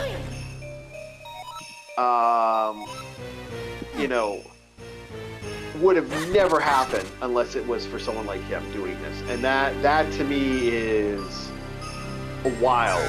Yeah, I fell. I saw that though. That to me is a fucking wild thing that we got a guy who actually like legit This opened it up. And from what I've seen from the few things I've seen from his channel now, because I am paying attention to Reckless Ben, I might even watch some more of his videos. Apparently he makes great content. And it looks like this content, like, come on, this guy legitimately made a fucking, like, I laughed at this. Because the guy legitimately made a actual, you know, Scientology sucks church and actually got it through. Which technically isn't illegal. Like, you can make a church. Like, I can make the Church of Orc anytime I want. This week I can make the Church of Orc. Church of Groups. Yeah, well, there already is a Church of Groups. But yeah, the Orc Church, the Church of the Ancient Orc or something stupid like that. I can legitimately do that. It's expensive. It costs some money, but you can make a church. You want me to be the architect? It wouldn't be hard to do this. Like, I'm not joking when I say this. It's actually pretty easy to do. The question is, like, and to think someone did that is wild. It's fucking wild, Bob. No, I would not suggest this Zelda game, to be honest, because Minish Cap is a very heavy puzzle game. Like, this is more puzzle game than most of the other Zelda games. I am honestly of the opinion that if I was to offer you a Zelda game, it would probably be Twilight Princess. Because it's puzzle, it's not puzzle, it's a little bit of everything, and that works. That works out great. Like, it's actually quite fun. The puzzles aren't completely stupid. There's one fuck you boss in the game. One fuck you boss. And as long as that's the only boss you have to worry about, because there is a fuck you boss in the game, and it's really annoying. Okay. Yeah. There is a boss, there's a Beyblade boss, and he's one of the biggest fuck yous in the game. Beyblade.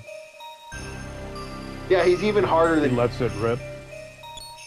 Basically, you get a Beyblade, you get a top. You get this spinning top that your character jumps on, and you can ride it. It's a riding top. And you can use it to climb up certain locations. When that fucker gets his like spinning top off, it's annoying. Okay. Yeah.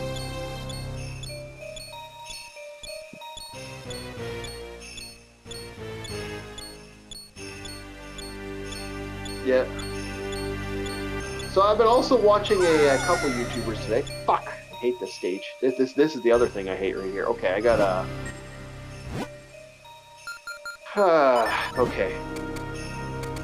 I was actually thinking, like I said, is there anything you want to talk about from your childhood? Like any stuff like Goosebumps or anything like that? Is there anything like that that you think back in the day? 'Cause like, going back to the throwback stuff, anything that you think back in the day was like really awesome, but like you look at it now and you're like, yeah, it's kind of neat even now. Like you kind of like it now. Is there anything like that at all?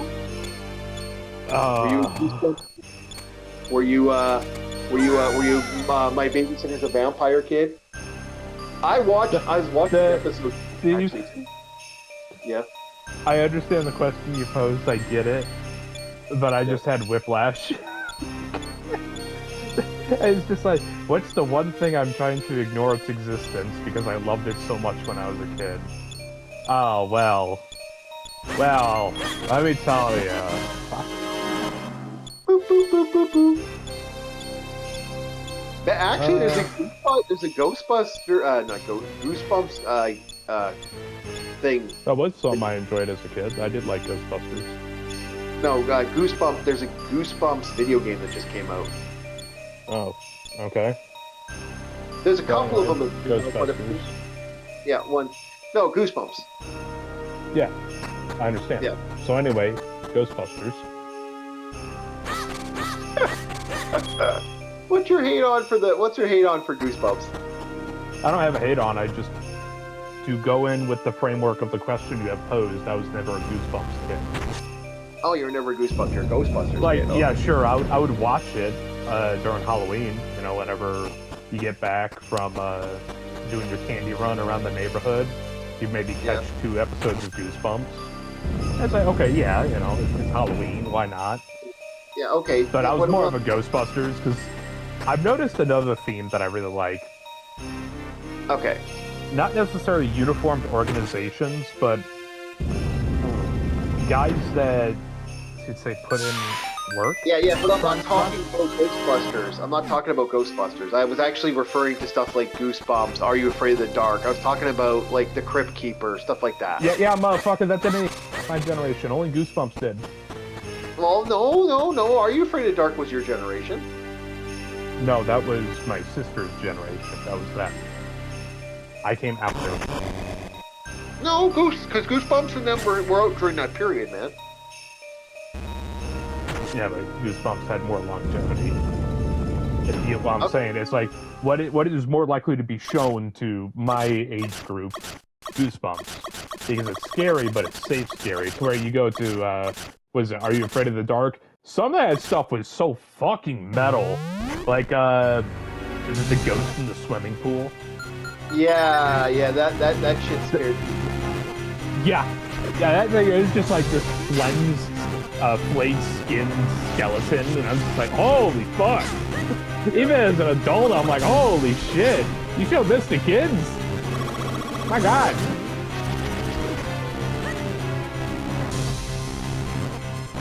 Did you ever watch My Big... No, I didn't. No, I don't know what that is. Moving on to what I was going to talk about. When I was growing up, the things that I really enjoyed was the only word I can find for it is like working men, but they're also not in fancy uniforms, they're in like a work uniform, if that makes sense. The reason I like the Ghostbusters, they have a job, they're doing it, and they're dressed like plumbers. You know? They're wearing their coveralls. Another reason why I'm starting to really like FBC Firebreak is because all the outfits in that game are like utilitarian. Yeah, I get it. So, as a kid, I grew up with stuff like that where... Which is funny because that was so like beyond your time. That's my era, man. I know. And then whenever I watched old Ninja Turtles and I saw, what's her name? April O'Neil. April O'Neil, I'm like, alright. She got it. Alright? She's wearing coveralls and she's set. Doesn't matter where she's stepping. Alright, yep. Coveralls are low maintenance, easy to clean, and even when they're not easy to clean, you always have another pair. I absolutely fucking hated the fact that they de-aged April in a lot of the new stuff. I'm like, I don't, like, and it's like, oh, we want the young girls. We want the young Wait girls. a second. Wasn't April supposed to be the point where Don was supposed to, like, wait till he gets old enough to be with her kind of thing? Like, she was his crush, at least in some of the Ninja Turtle series. No, only in one Ninja Turtle series. I think the other ones, they never really had her crush. Yeah, they crushed on her. But it's like, this idea that, oh, they want to make something for the girls. And I'm like, yeah, but the girls like Ninja Turtles for Ninja Turtles. They tried that 3 times with Ninja Turtles. Like, I'm not saying the April O'Neil from the Nickelodeon one that came out, like that, not Out of Your Shell, the one, the really shitty one, but the Nickelodeon one. I'm not saying that isn't a bad Nickelodeon. It actually was a decent April O'Neil. I'm not saying I'm not hating on it completely, but I'm like, you know, the great thing about April O'Neil was she was outside the outside world because Splinter didn't want them to have an outside world outlet. Yes. You know, it's something you're supposed to keep secretive. Is like these people aren't ready for mutants. Yeah, even like they were and mutants were a big fear for a lot of people, and then they like and that was one of the weapons that Shredder had, just because he was a normal dude. Is like he could, in theory, if they were to ever come out to the open and they were caught on loose, he could try and twist that as a weapon towards them. Like, see, we need to get rid of these things. They're in the sewers. Yep. I don't think Shredder would make a speech directly, but he'd get a guy to do it. Like, you know, seat his own politician or something. Yep. I've actually had there was a plan at one time. I was actually working on something similar to that, where it was all dealt with it all dealt with a radio station. It was called Station M, and it was about a group of like abnormal humans. And the whole idea is that the station was a place people could call to to get their like find the haven, and they're all freaks. They're all like these diabolical like Magneto's island. What was that called? Genosha. So it's like the Genosha of this world, just to try and make a comparison. Genosha and Asteroid. And the idea was that they secretly were actually working, like, they weren't working with governments, but they were working with organizations that could fundamentally, it kept them at bay by having this group that kind of works there. So even though this group is like, yeah, we really, people, we want to live with humans, but we are changing. We are basically dealing with what's called the archetype, and it's like the archetype is something that no one wants. Everyone who gets that is like, shit, I'm now genetically stuck for life because of like this whatever genetic see that just happened. Speaking of mutants, remember the Wolverine and X-Men? Yeah. That has to be my favorite depiction of Toad. Because I don't really care for the fact that he looks like a normal dude. I like the fact that he's a Toad man. He looks like he just crawled out of the Rana swamp. Yeah. And I was like, you know what? I like that Toad. And it kind of fits his character, at least the way they had him act in that show. He kind of felt like a goblin, and that's what I liked about him. Yeah. I have a love-hate relationship with that Toad. My favorite Toad is the one from the Mario? X-Men show. No, the X-Men show. Like the X-Men Evolution. X-Men Evolution Toad is the one I like. Because that guy, even though he's kind of he's a coward, he's a prick, and there's a lot of shit, he legitimately wants to actually do good by people in a way. Even though he is a fucking bastard of a human being, there's a part of him that does kind of have that vibe. Like, he even gets really close to Wanda of all people, and that's kind of an interesting idea. She probably isn't gonna hook up with Toad, but it's an interesting idea that Toad has found someone that he wants to kind of show up and do stuff. And I like the idea of the introduction of X-23, because that was where X-23 comes from. I know a lot of people don't like X-23, but I like X-23. I don't like Honey Badger and all the other crazy fucking X-Men shows, like the X-23 clones that are out there. I'm like, come on, man. You got me, who's also of the mindset, I know for the X-Men franchise, it is an advantage to look human.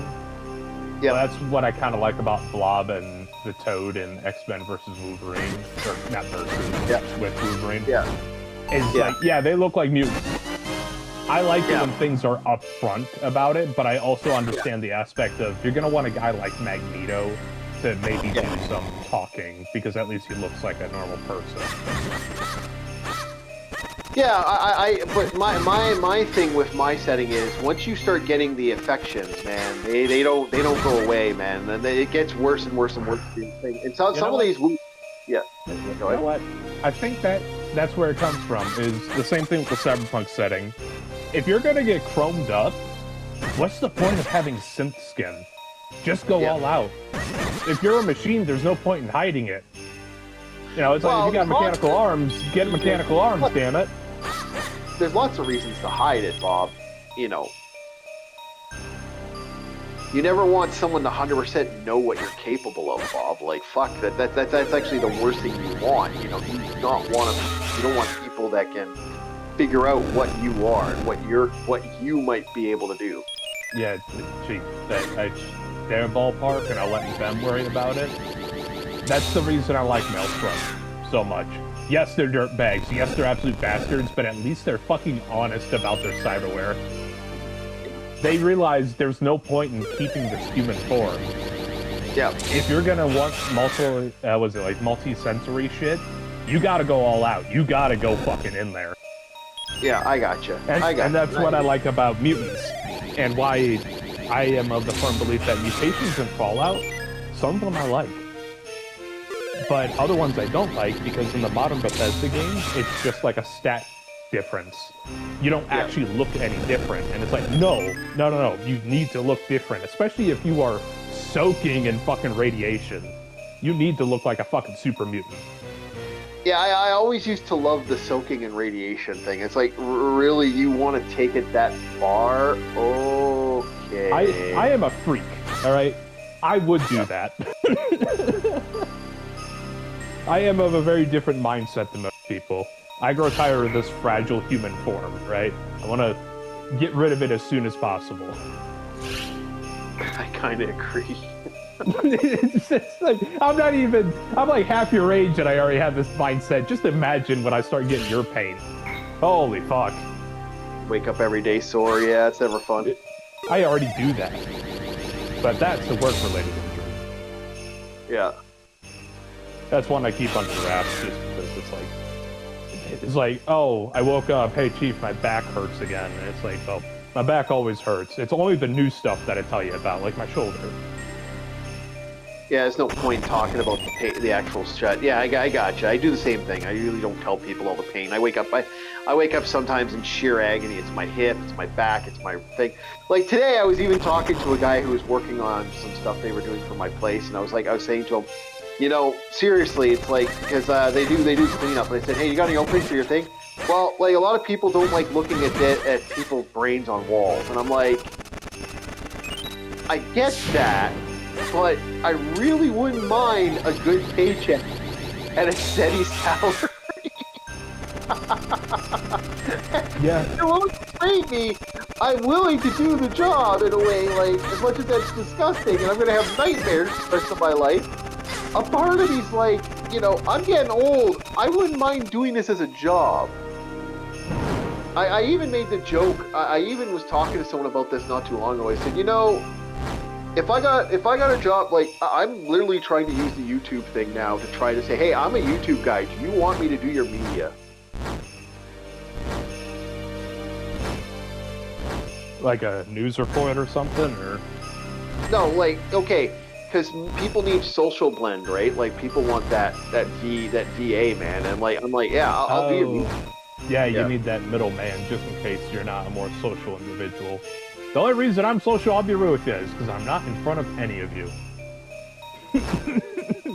If we were in the same room, Chief, my personality would change drastically.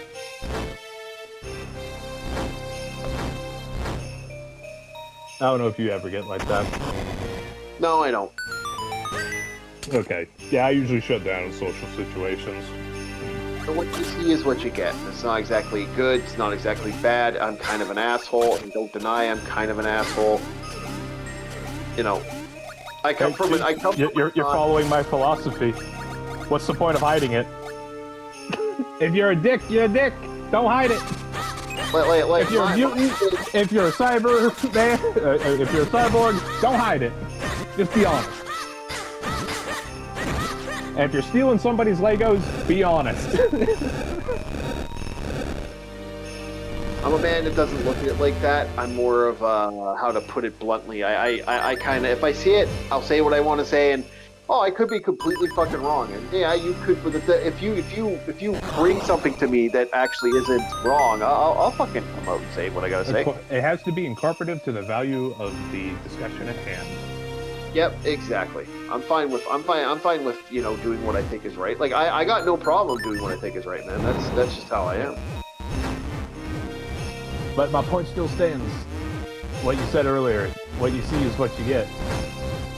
That is my philosophy as well whenever it comes to, it's like, if you're gonna chrome yourself up or mutate, what you see is what you get. Why cover it up? Some people don't want that, you know. Some people wanna, you know, some people really do not want people seeing it that way. Like, the whole Beauty and the Beast thing has been something that's like, that's a legit fucking thing that existed, man.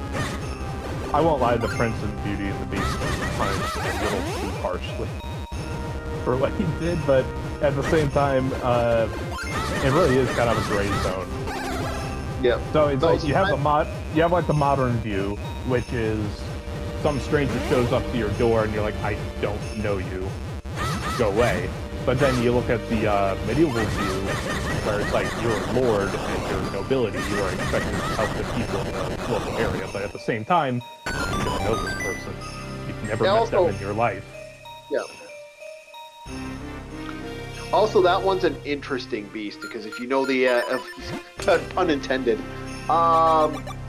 because you know, technically there's more than one story about that. Like one of them, I do believe it was his birthday and he turned down her present or something like that, or he didn't let her attend or something like that because she's too ugly. Yeah, the way I understand it is like outside of the lady looking all haggard and fancy and all that, I can put that aside. Like if you're, you know, somebody I know in my hamlet and you're like a family member of, let's say, Farmer John, and you need help, yes, come on in. But if you're a stranger, you know how medieval times work, Chief. Yep. They are very paranoid of strangers. Even if you're in the next town over, people will side-eye you. Yeah, I know. I said that second half just for the people in the audience. They didn't get it, you know. I gotcha. Yeah, no, yeah, I'm side-eye 24/7, ladies and gentlemen. That's what the medieval era was. You think people are petty now? Oh, there was some petty fucking greed. It was like, oh, you come from that hamlet. Well, you're not welcome here. No, the story, there's multiple stories. There's multiple ways it goes. One of it is that she gave him a rose out of her garden. And, like, the birthday one is, he was doing his birthday, and she gave him the rose that became that big important thing.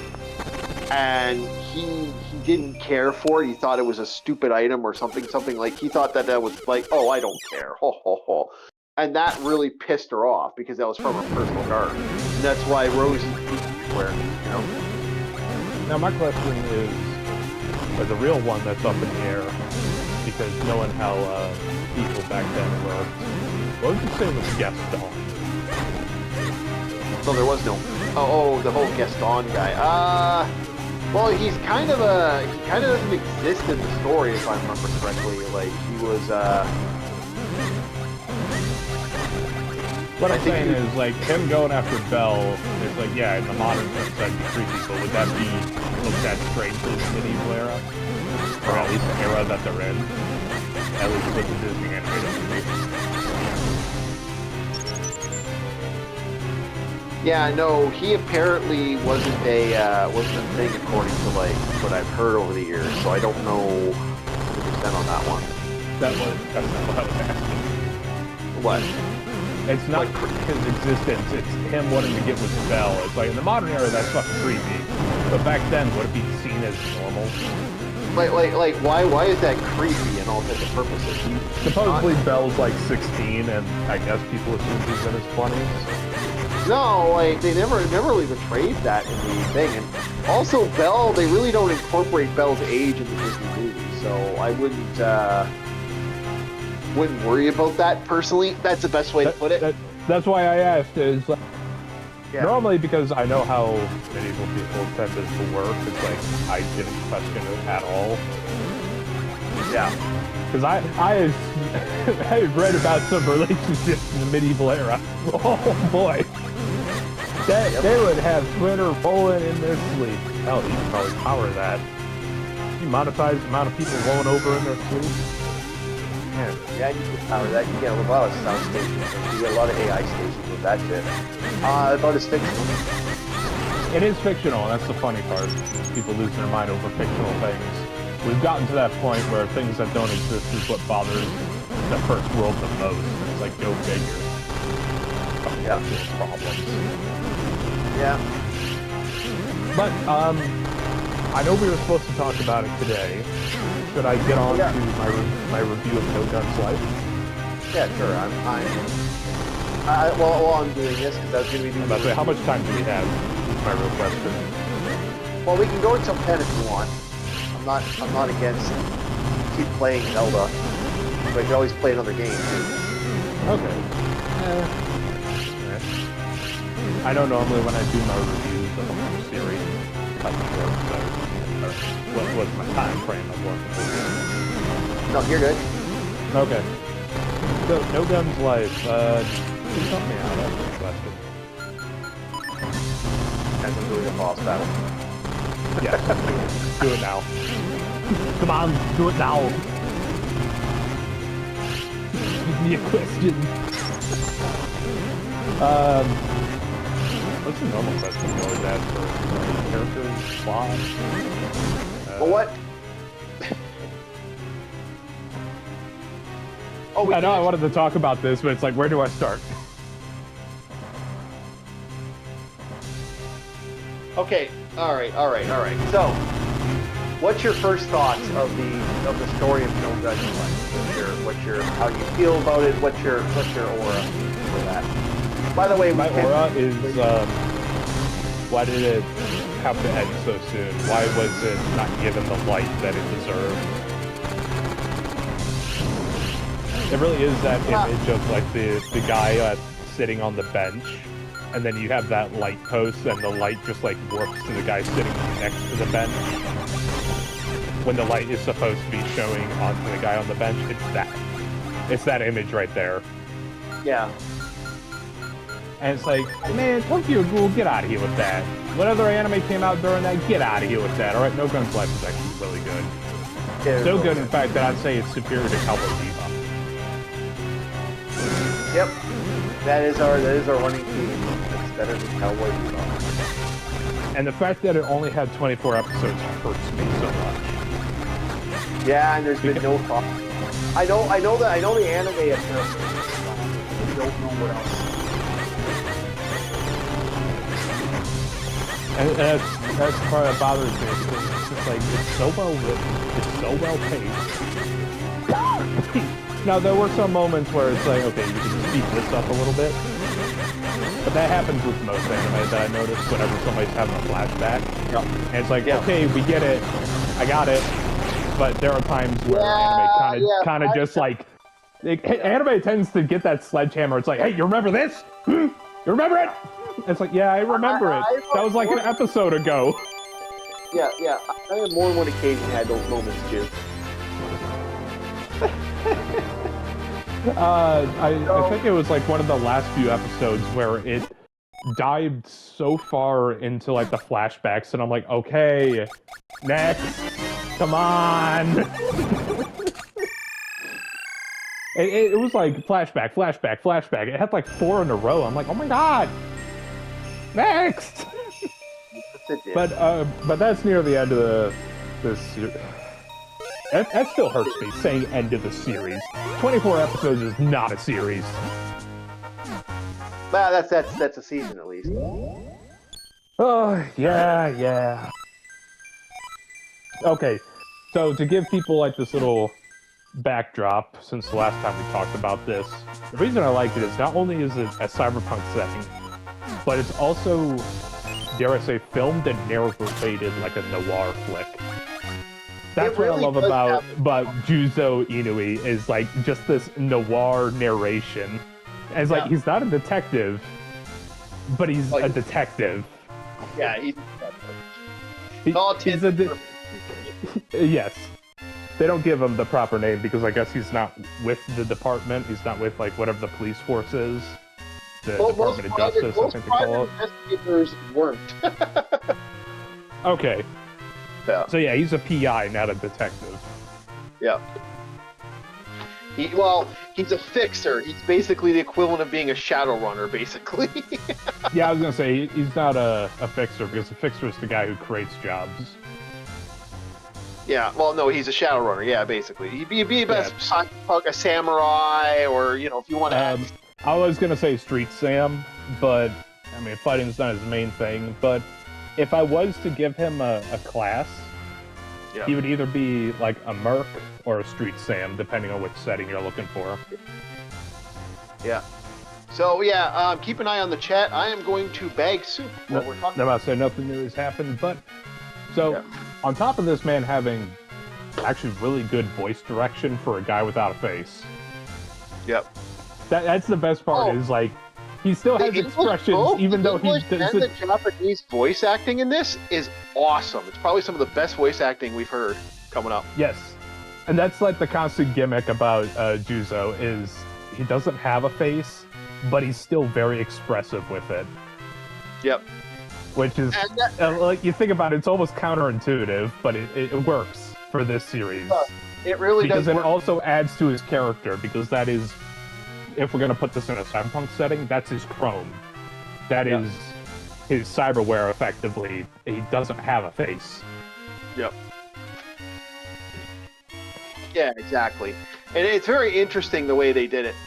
Overall, what was your thoughts of the other characters in the series? Mary's best girl. Beanbag Lips is okay. Yep. I forgot her name. The EMS lady, Beanbag Lips. The reason that name stuck is because Mary actually referred to her as Beanbag Lips. Yep. Pissed her off, if I remember correctly. It did not make her happy. Oh, dude. I don't remember. I don't think EMS lady had a response to it because they weren't in the same room. It was just when Mary was talking to Juzo. And the boy was a little. The kid was a little annoying, but he did kind of grow on you as time went on, as he actually starts growing as a person. Yeah. There was a lot of moments where I'm like, if you remove the kid from this equation, this problem wouldn't have gotten as muddied up as it did. Yep. But I guess that was kind of the point of the character. Not strictly to make things annoying for the plot, but to show it's like, hey, he knows nothing.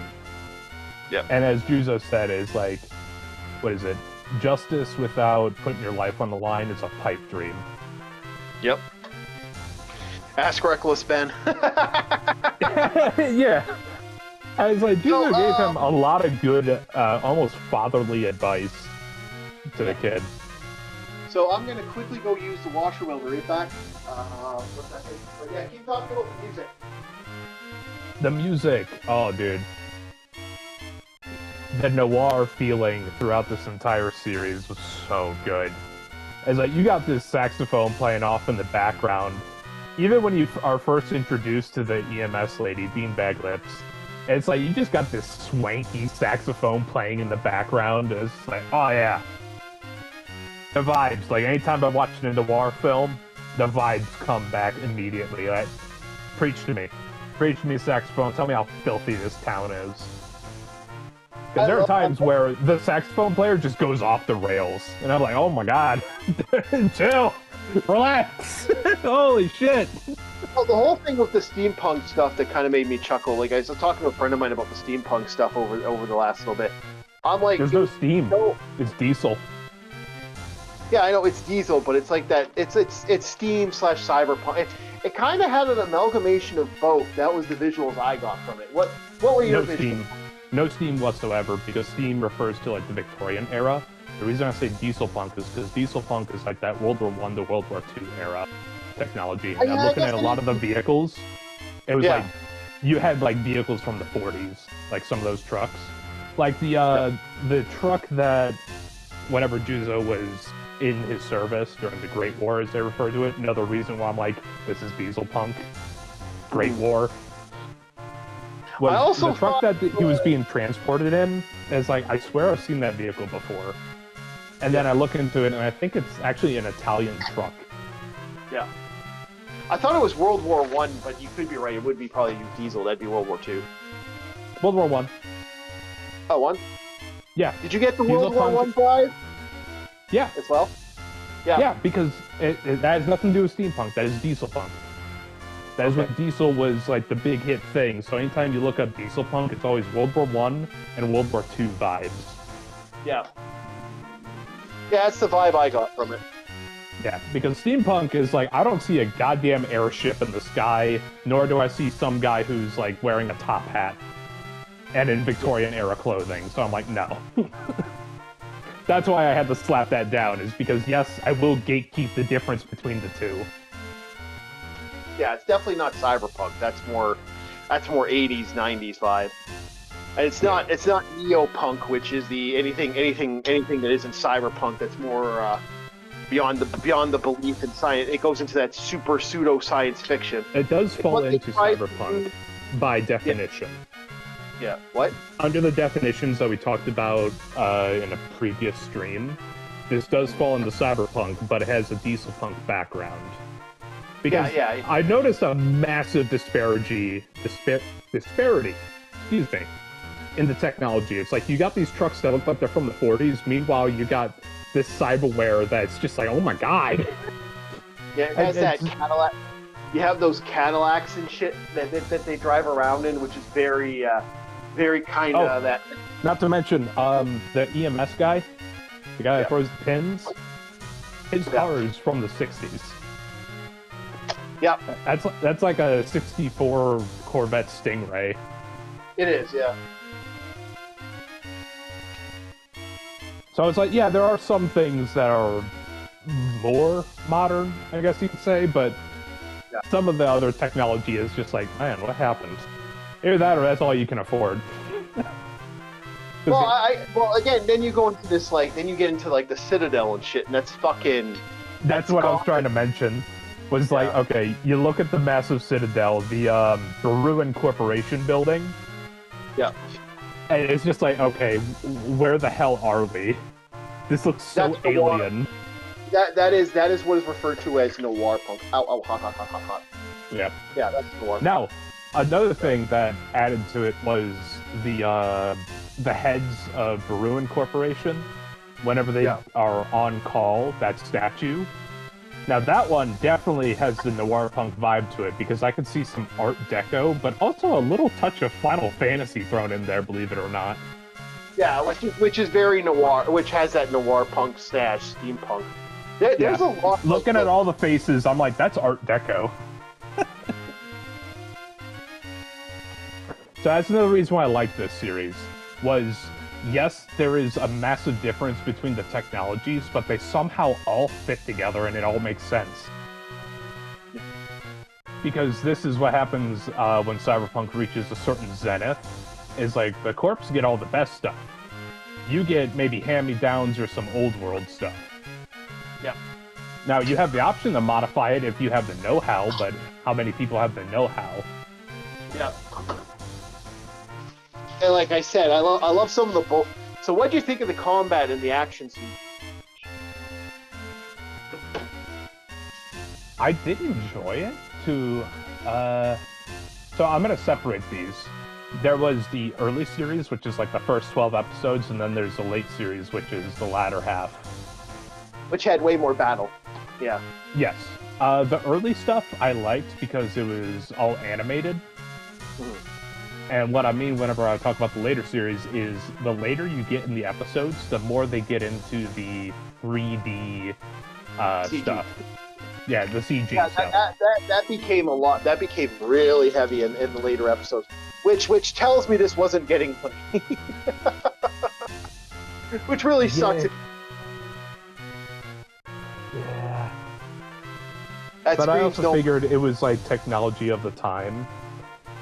Because if I'm going to look at it from a filmmaker's perspective... Or the more CG you see in anime, and the worse it looks, means that budget was gone. Because drawing that shit... I'll tell you this right now. Because you could see that this had this actually had hand-drawn moments in it. To the point you can actually see that. But then what they do is they use a computer. I'm just explaining to the people what... I know this is kind of making you glaze over, but I'm explaining the process of animation to the people and just kind of give them a 411 on this. So what they will do is, if you see the animation all of a sudden go that shitty CG in 2000, that's usually a bad sign. It usually means they just weren't getting the stuff that they should have gotten. Okay. Yeah. Now, if I'm going to look at it from a filmmaker's perspective, not only was it easier to do, well, easier air quote, that's still a monumental task to try and like fit that in. Yeah. And I also noticed it in early episodes. They did have it, but not for the combat. Some of the soldiers for EMS, when they were background, were 3D. Yeah. But it was hidden very well, but I was like, I could pick up. Yeah, you got that pickup and you can see right away. Yes. Now, what I picked up from the CG when it was in combat was, I guess, not only for ease of animation, but also to kind of show how alien all this is. Because gunslave units and their full potential, that's kind of been like a running theme for the latter half of the series. Yep. And that, like the fact that he's out on his own is considered, like, super rare. Like, someone like him shouldn't be a... Yeah. Yeah, so to give people a 411 on the gunslave units, which is what Jizo is, and why he has all those modifications. There's the Gunslave unit, and then there's the hands that is associated with them. The hands are the ones that get to fire the artillery piece, so to speak. Where the Gunslave, I wonder if there's like some spiritual aspect to it, because it was the vibe I was getting, where it's like, yeah, technically this guy's the ammo mule, but also the weapon system at the same time, and I was wondering if like you use his soul to fire. That's why you can't have these guys lugging around, I don't know, some giant fuck-off artillery piece, even though you could. I wonder if that was one of the aspects of it, is like, have these guys be the artillery piece, and as a safety, have a trigger with them. Because it's like, it doesn't make sense from a military application standpoint for one soul guy to be artillery piece. Yeah. It was weird to me why they did that, because it felt restrictive for what a weapons platform is supposed to be. Yeah, exactly. So I was wondering, is like, oh, does it have a spiritual thing where whenever the gun is fired, it maybe takes some spiritual aspect, like he's firing part of his soul at an enemy. That's why it's so out there whenever the main gun does fire, because it's sheer devastation whenever a round is fired from Juzo's head. Yeah. And any Gunslave head, from what we've seen, is like, yeah, that bores through like solid metal. They never do explain it, and I don't really want to, because unfortunately I think the manga died too, from what I've heard. The less you explain, the more interesting it is to me, because that's usually the catch-22. Is like, you try and fight for the explanation, you look for the knowledge, and once you get it, it's like, now the whole mysterious part's ruined. It's the Yoda conundrum all over again. I've said time and time again, my biggest problem with Yoda? Yeah, okay, the Yoda conundrum is this. I'll explain the Yoda conundrum. This is actually something that a lot of people don't know. I could have made an easier explanation, but go ahead. Okay, go ahead. You got my explanation for it is like when you remove the mystery from horror, it's no longer scary, because now you are able to create counteractions to whatever the threat is. Yeah, exactly. But carry on with the Yoda. Okay, so the Yoda conundrum is that the idea of Yoda is exactly what you just said, is the mystery. But where these guys, like I said, when you look at these guys, like the idea, like, people have theorized what actually is going on with our little Gunslave units. Because that whole arm thing where he actually is able to activate the arm and build the arm, that is interesting. Oh, you're talking about the frame that comes out of his back, and it's like, where the hell was that hiding? Yeah. That is like non-Euclidean geometry in a body. Yeah. As it was perceived by some people who talk about it, there's something called a nanoforge and a nanohide. So basically, his body is actually like a spatial dimension, and the nanoforge created a temporal dimension. And it's whether or not the body can handle, well, basically opening and keeping a portal open, the thing. Yep. Or the amount of calories that's burned to run the nanomachines in order to create such mass, because the amount of calories that a human burns would not even surmount to the rack alone. Yeah, it fucked him up a little bit. So yeah, you could keep going. I gotta use the restroom real quick. Keep going. Yeah. So the idea, the theory is that this is all the nano. This nano machine stuff. At the time when I had actually seen No Guns Life and registered and kind of like came to the knowledge of No Guns Life, it became something. It became something that you could have a lot of fun with, and it was kind of weird and interesting.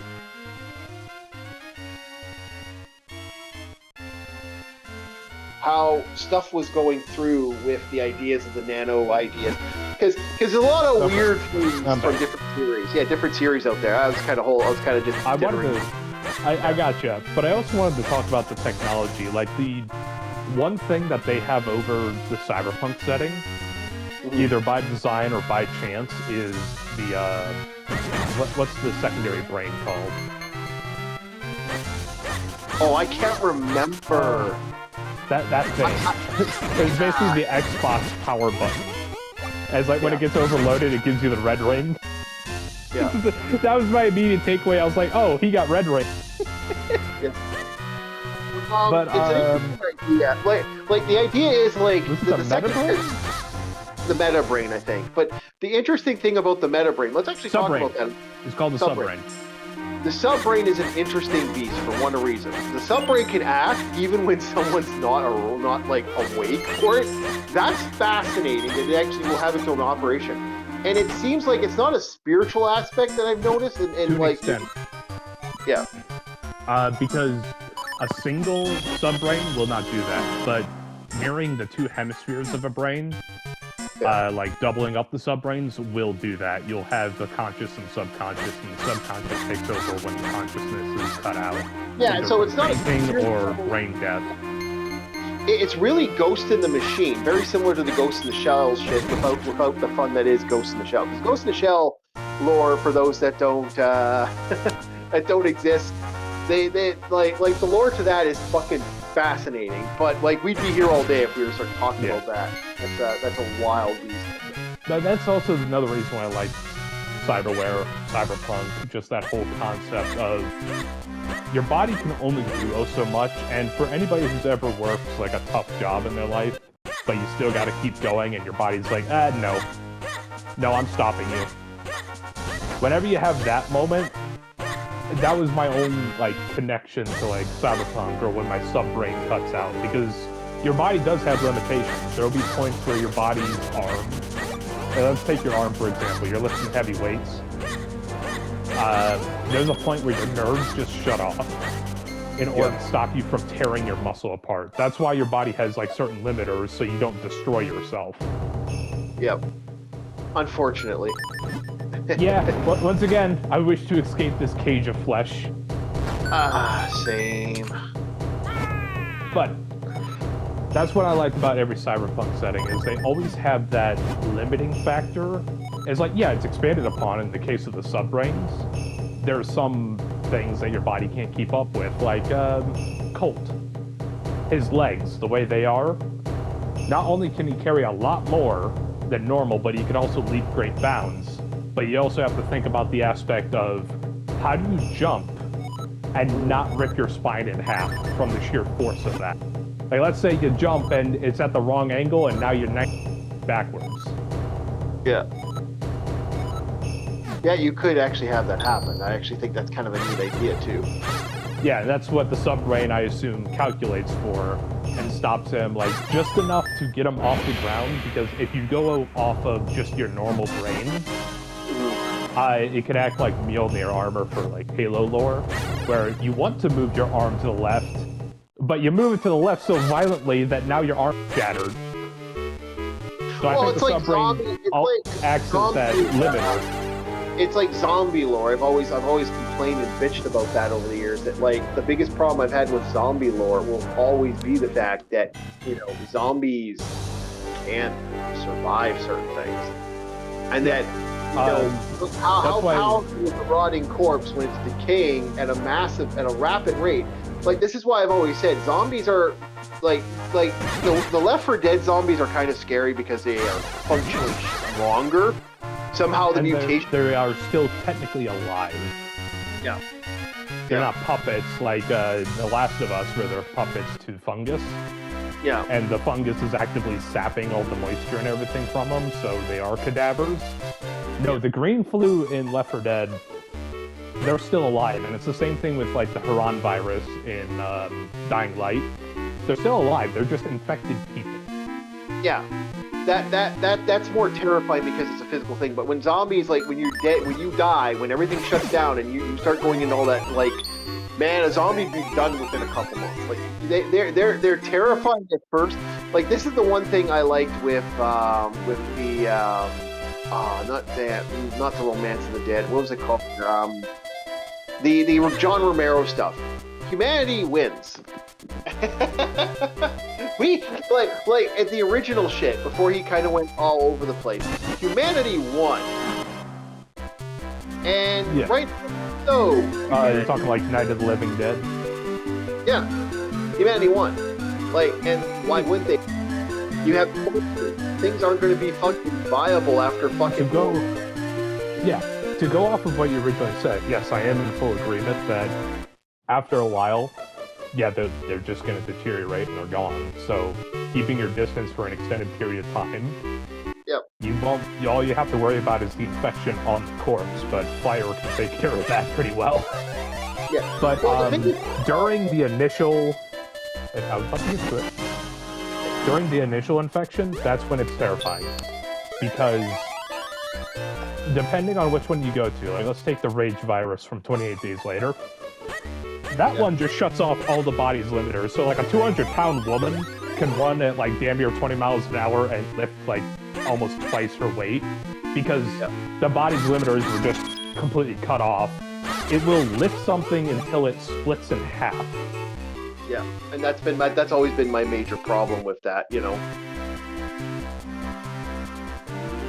But yeah, I guess that's the thing with zombies. But going back onto like this cyberpunk thing with the subbrain, the subbrain not only takes over certain aspects of the extended, because that's their official name. They're not, Borg boys or cyborgs. They're the extended, and it could be as simple as like an eye implant, or like maybe you needed a replaced hand, or it could be as intense as Juzo or some other guys that I've seen where they don't really look like they have any parts left.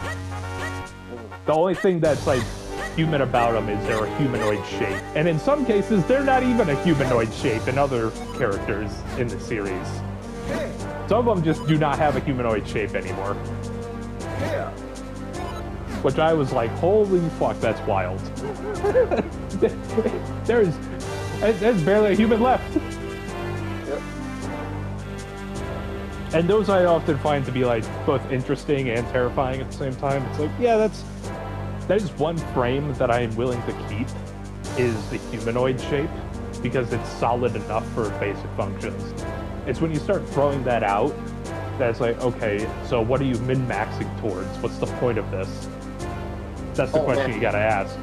Oh man, I'm not never ever. That's fucking gone as far as I'm concerned when I get what I off. Like I'll do the brain bowl if I can. But do you get what I was asking? Yes, I get what you're asking, but I would do the brain bowl. Yeah, I got what you're saying. Yeah, so it's like the moment you reject the humanoid form, because we have many applications for a humanoid form, when you throw that out, what are you min-maxing towards? What do you want, run speed? Is that why you got a horse body? You got the goddamn centaur over here? Yeah. Or are you trying to be like a spider or a squid? Yeah. Yeah, because I'm half horse, half man. Woo! Sorry, I had to. Oh, dude, just imagine like the genie. You ask to be a centaur, but he turns into BoJack Horseman. It's like, he asks you, like, what's the definition of a centaur? You're like, oh, it's a half horse, half man. Okay, BoJack Horseman. That's what a djinn would do. What did you do? I absolutely think that was kind of So you got anything else you want to add to this? What's your rating? Yeah, I did have quite a bit more to add to this, but I had to take a quick breath. Right. What do you got to say? So the way Juzo goes about fixing the solutions, because he's a resolver, I believe is the term they give him. He acts as a middleman and a PI for certain people. Is like, he's one of the few things that stops normal humans and extended from going at it. Yeah. And even so much so that, according to his narration, in the past he's even done gang conflicts. Like, he's resolved those. Well, you know what? The best way to put it is Shadowrun. Fair enough. Shadowrunner. He Shadowruns the runs of shadows. Yeah. I still love that quote from the gang boss, where it's like, you know, it's hard to stare down a guy when I can't even see where its eyes are. It's really hard to stare a guy down when you can't tell where his eyes. So what we learned about Jizo is he can have a whole blindfold or a sack over his head and still see fine. So it really is like, how the hell does this man see? Sensors. It would have to be sensors. Yep. I honestly got into that spiritual aspect because I've seen that in Cyberpunk where you have a bit of the spiritual aspect. It's like his head may be gone, but his like spirit can still see, kind of thing. You know, it's like his eyes and then his actual eyes, so to speak. The ghost talked to him. That's what you're saying. Yes, he's able to see through his where his normal eyes would have been. And it peers through basic matter to an extent. Yep. Either that, or it was on the outside of where the bag. Yeah, I like it because he even seems to have the ability to see behind himself. So yeah, he has a level of. It also adds to him whenever he poses all cool guy with a cigarette. Yeah, and it's like that is like the noir pose right there, but he still can see you just fine. Yep. And to a human, is like whenever you have your back turned to him, it does something in the human psyche. Is like, you are not worth my time, depending on like your perspective. Like to some mafia bosses, like, what, am I not worth your time? But to another person, it's like, oh, okay. You know, it does that to people, and I can see he's experienced enough to use that to his advantage. Yeah. It's a clever character. It's actually a very unique character, but all the characters I've seen in a while in gaming and in movies and anime, he seems to be a very balanced. It's sad. He's not stupid. That's the best part. He's an absolute powerhouse and a brute of a fighter, but he's not stupid. He is sharp. Very sharp. That's what I love about his character. Yep. Also extremely trained, knowledgeable. It's like, all this is cool, like, as a character.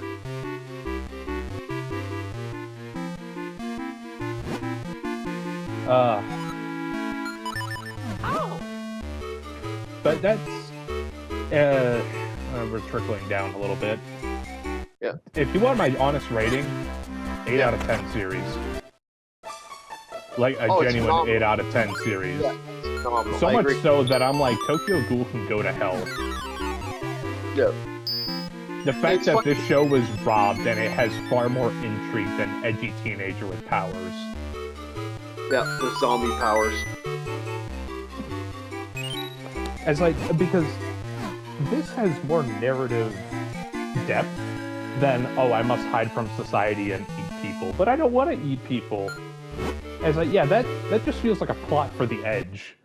This one is like, okay, there's still issues between both extended and normal people. It's like there's something there. You can work with that. It's the same intrigue that anybody who's enjoyed the X-Men, instead of mutants, just replace them with extended. That's the buy process right there. And instead of, what is it, Marty's, the MRD, you have the EMS. Yep.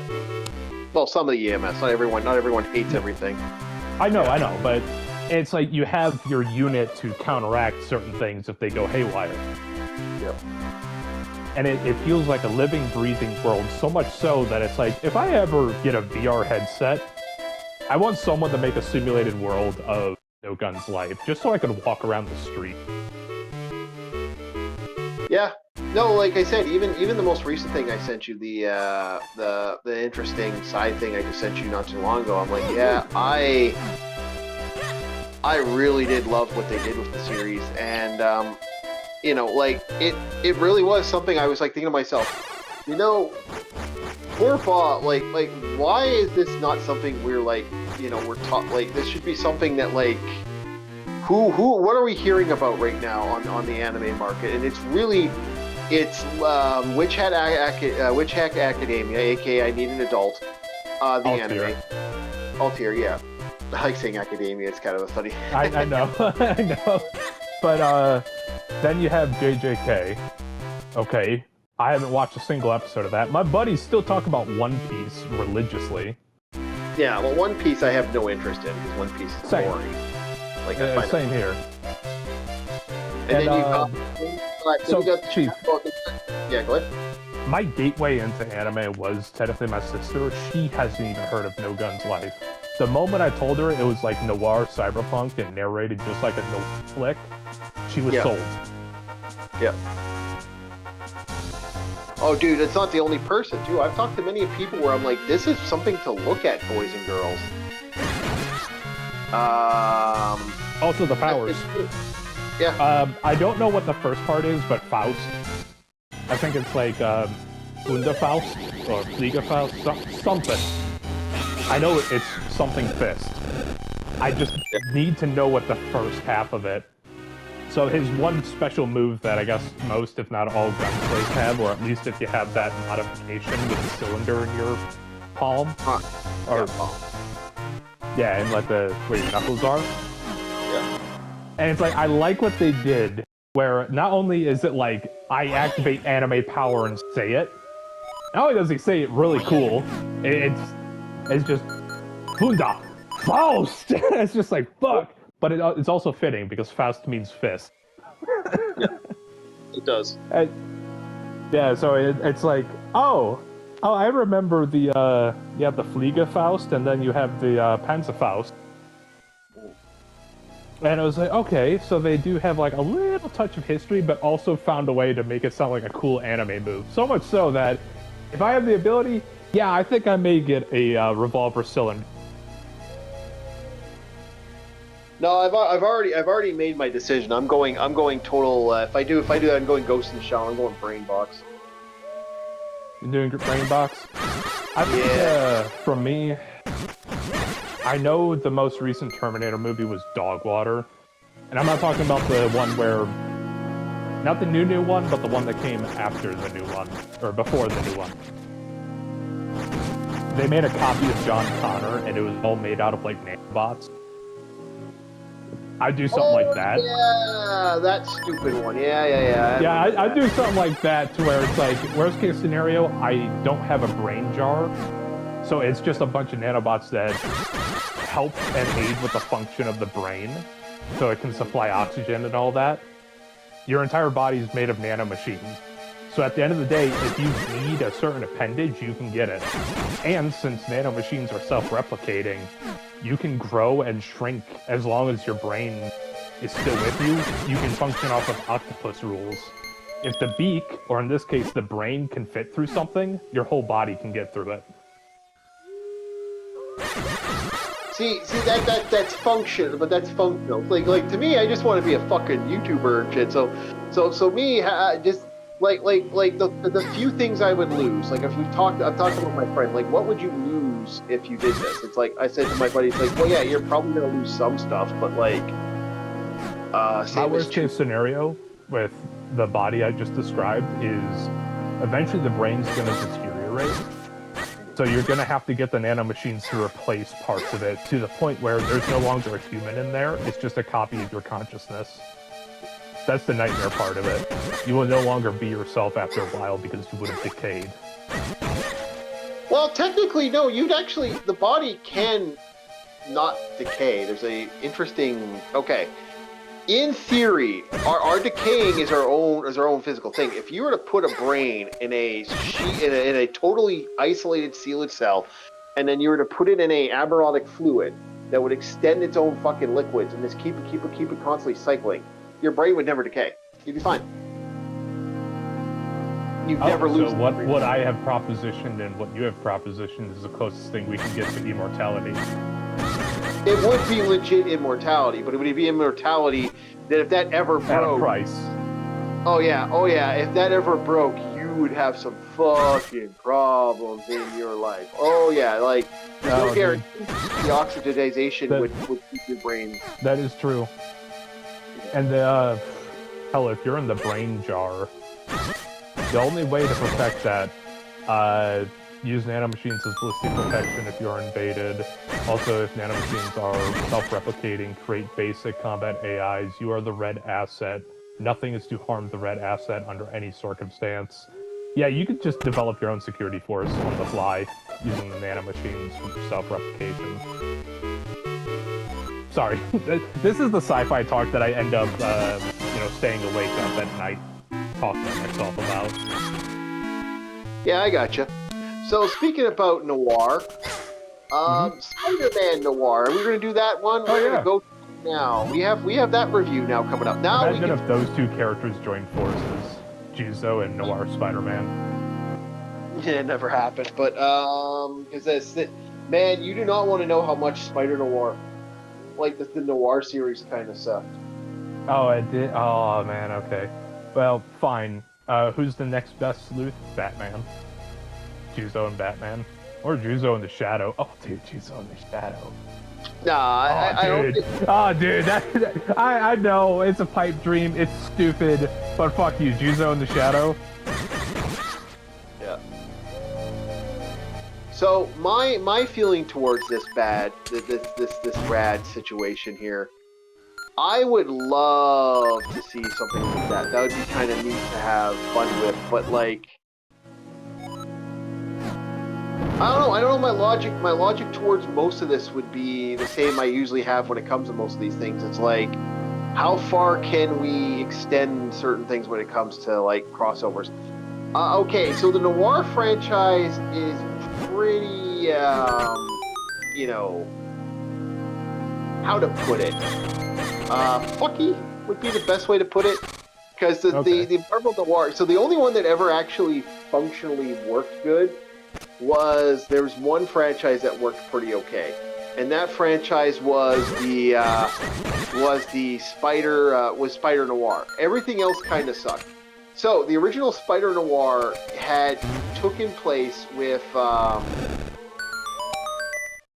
the best way to put it is you had not a Batman-like character, but basically it was Peter Parker without, like, he got his powers not from like normal things. It was magic, and all the enemies he thought were magic. That's the best way to put it. And then in the end, he did kind of think, this is a different beast in every way. They completely rewrote the story. Like, Spider X-Men sucked because all they were just they turned the X-Men into mobsters. That was it.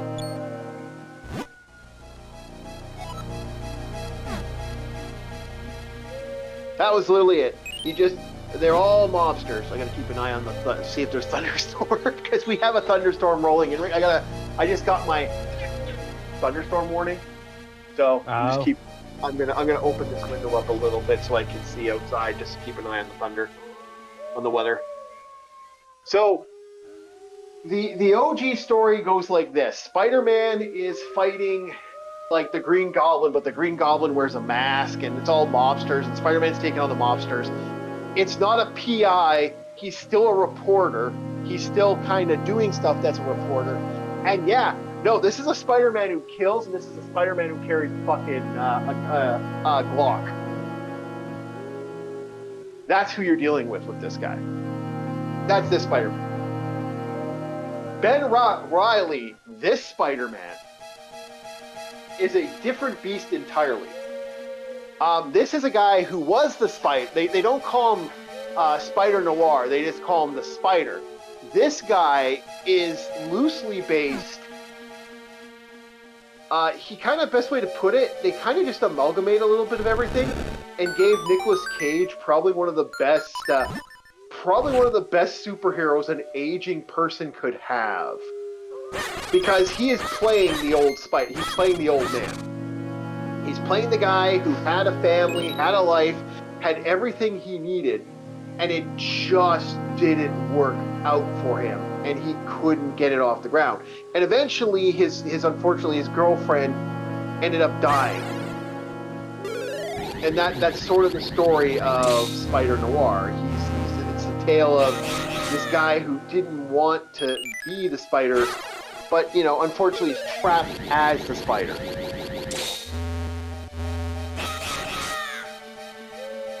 And that is Spider Noir in a nutshell. It's kind of that idea. So basically, that's kind of how this version of Spider-Man exists in this setting. All right, now that's done, I can focus. So, this one, Ben Reilly, is a guy who fought in World War One. So he, unfortunately, during World War One, he went to a prison camp, and inside the prison camp was a human experimentation going on, and that human experimentation was affecting a lot of people. Now, one of the guys he went to go free was a guy who was fucking severely fucked up and heavily mutated, like very, very mutated as a half human, half spider. So unfortunately for him, he got bit by this guy and it fucked him up. Then when because he kind of was being like, they were messing up, like, you know, the American government found out that he had some sort of genetic disease, like something was going on with his system. So they started carving his ass up, even though technically at the time, what was happening to him was his mind was it wasn't just one part of him was a spider. His mind was the spider. He was functionally becoming the spider, whether he liked it or fucking not. So his brain had a very spider mentality to it. There's moments where he'll do shit where you'll just see his body like curl up like a spider and he'll just kind of do some silly shit. Basically, you'll see Nicolas Cage go click, click. You hear those clicking sounds as he kind of pulls himself up like it's like a spider dying. Yeah, you know how when you spray a spider with something, it kind of just, you know, runs around, goes on its back, and all the legs kind of pop up. That's what he does. So this is definitely a Nicolas Cage thing, and it works for Nicolas Cage. Nicolas Cage is amazing in this movie or the show because of that. Now, as for the other actors, a lot of the other actors are really good. Like they got a good cast to do this. Even the guy who played Silvermane, I don't know who he was. Silvermane's a villain in the Spider-Man mid-news. He is fucking phenomenal.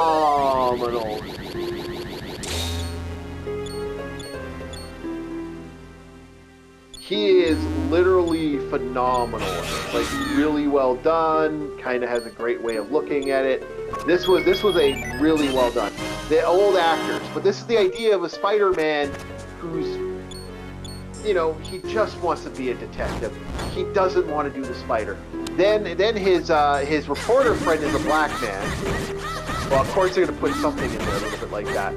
So they have him be that where his story arc is, you know, he's falling on hard times because the spider no longer exists, and the spider was like the reason this guy was getting a lot of reports and shit. So it's just kind of like that bad situation where because Ben retired, it's caused him problems. He doesn't, and like even though it was affecting him, he feels like he's like, well, even though it affects me, I'm not going to force Ben to ever be the spider again. As far as I'm concerned, that's Ben's decision. Like, he got to the point where he actually faked his own death to get out of the American military for fucking with him, and that's problematic.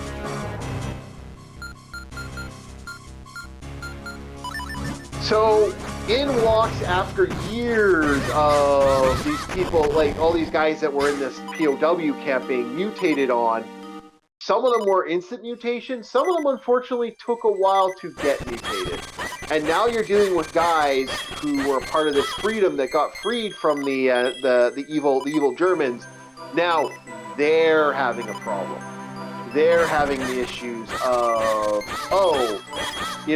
now they're getting mutant power. So you have one guy that's in love with a lounge singer, and he's unfortunately loyal to the man known as Silvermane, who's the big bad guy. And so this is basically, the story is trying to figure out how to get Silvermane and how to deal with these guys mutating, and how they're going to do this. Now, they really do kind of run Nicolas Cage to the ringer in this one. And it's fun because Nicolas Cage goes complete Nicolas Cage. He has his famous, Nicolas,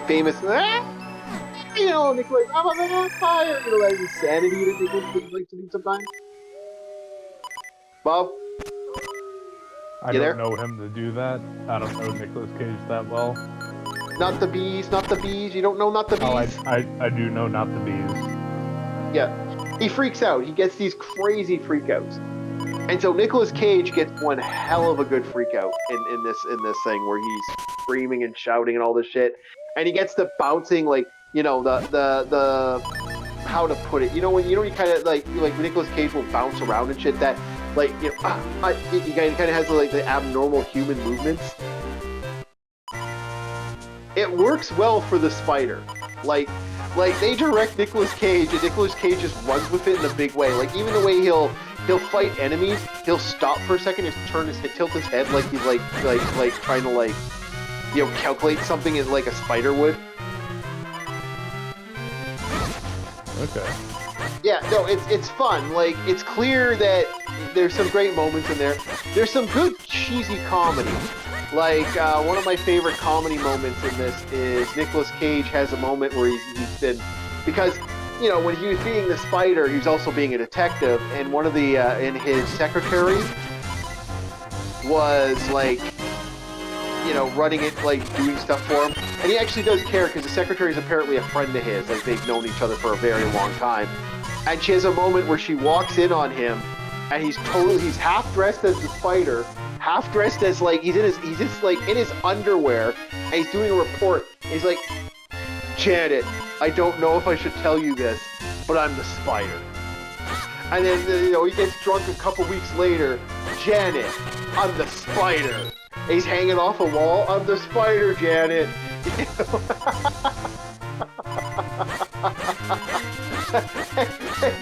I just kind of like how they go through all the ways this guy's alcohol, because when he's getting piss-faced, all that shit that started affecting him, you know, and kind of affecting his life and stuff. And I like that. That was actually really clever. Like, to me, that was clever. That was a smart way to go about it.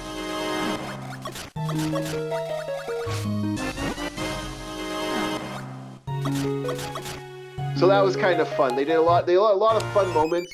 The CG was actually really good, like surprisingly good when it's used. It's clear a lot of this looks like sets, which, okay, can I be honest? Even though the sets are there, and it's clear these are sets, like these are people made these sets, I like that it looks like a set. Like, it has that energy of that era, of that period, and it feels like something, it feels almost, in a way, it feels like that storybook. Like, you know how they do nothing but CG? This one has less CG unless you're looking at the town from outside areas. Like they but they actually created the sets in real time. So you had real, actual sets. And that made it look really fucking good.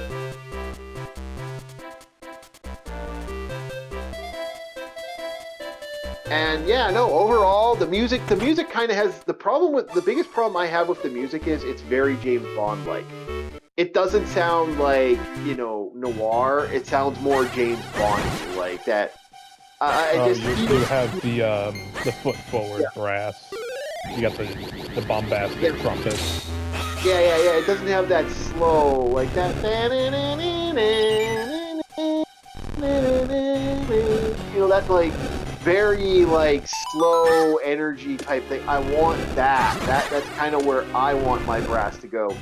And I feel it just didn't feel like the energy there was like I hate to say it, I still think the best jazzy sound music is the Demon Summoner franchise, because they have some real good jazz in that. It's just like it sounds really solid. Other than the other game, there's a really awesome game called Saboteur. That has some of the best jazz fucking out there. I don't know if Bob agrees with me there. What is the best jazz? The game Saboteur. I don't think I remember that one. You never played Saboteur? Really? Wow, that's so shocking. If you get a chance, Bob, I don't usually suggest games to you like this, but how would you like to play a World War II game where the game is in black and white, up to like And if you want to make the game color again, you have to defeat the Nazis and wipe out key areas. The gameplay loop is a little fucked, but the game itself is absolute silver, man. And it has some great, oh man, the music in there, oh fuck me, the music in there is just absolute fucking cinema, man. It's like that World War II noir, man. It is pure and utter cinema, my friend. Yeah, like it's really good, and it's usually the problem is it's an EA game. I usually don't suggest people EA games, but it's so fucking good. And I think it's the last pandemic game that ever came out.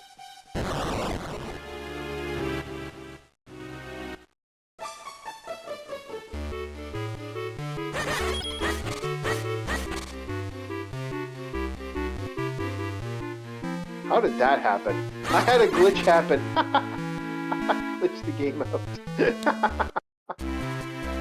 Funny.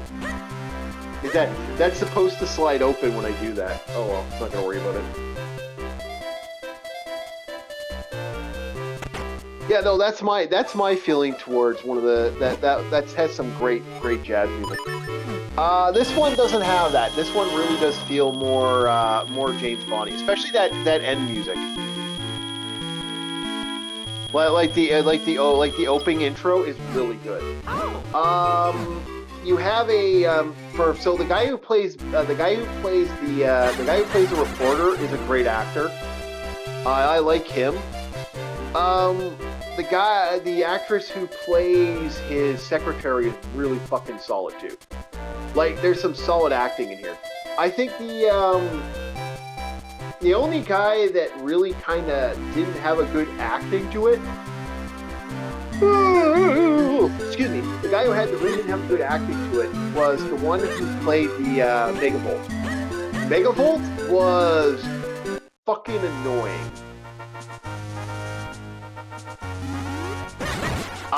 He was hamming it up too much for me. I like that he was hamming it up, but I think that was kind of the point. So I'm not going to give him any negative credit for that. I'm just going to say that was kind of like I didn't like it, but I think that was his idea. I think the idea was to say, hey, we don't fucking like this.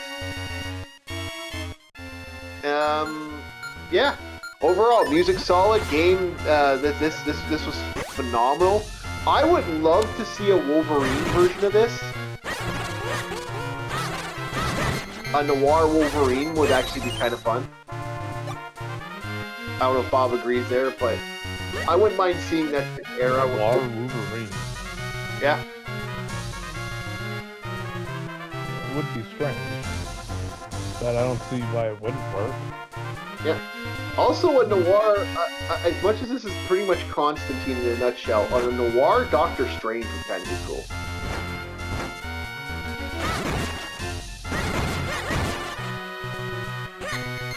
Noir Thor doesn't work. I'm sorry, guys. That one just does not work.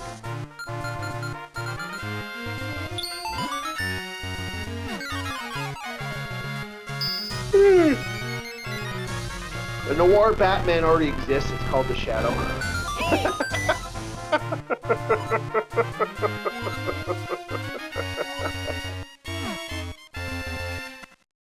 I'm surprised Bob didn't say anything to that one. Is Bob falling asleep on me? Yeah. Getting to be that time where it's like, alright, I think it's good to close. Yeah. I want to go till even like I'm good to go for a while. That's the problem. I'm actually having a good time. So even though I'm tired, I'm like, yeah, because I was up at like 6 in the morning doing shit. Unfortunately.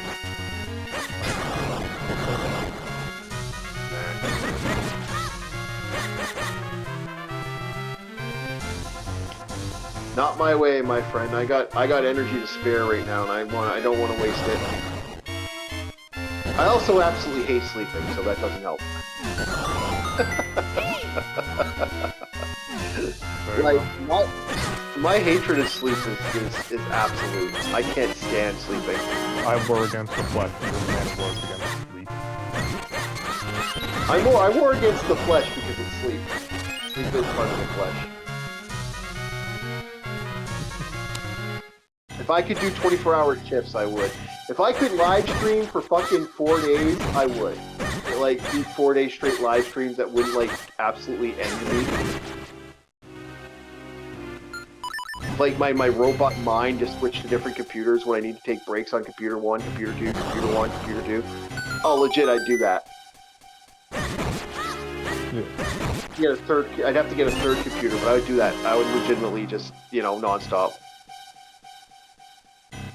Especially when I'm having, like, right now, I am just cycling through this game right now. Like, this game has got me, like, I'm right in the fucking heat.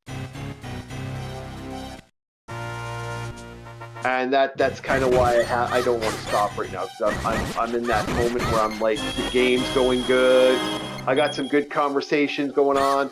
So what am I going to give Mr. Spider Noir? I'm going to give her about, I'm going to say, you know what, we'll give it about, we'll say a 6. It's above average. It's not perfect, but you know what? Like, I'm happy for what we got. What we got was good enough for me to go, okay. I would love to see, I don't want to see more Spider Noir. I think ending it here would be great. If they're smart, don't fucking continue the franchise.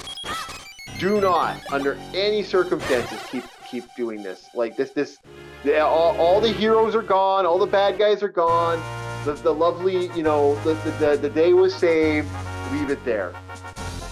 My thought process. Yours, Bob? Yeah, whatever you said. Okay, Bob. I'm sorry, man. I'm out. 1 second. I'll see if DJ can join us next little bit. Yeah, but I hope he'd take over.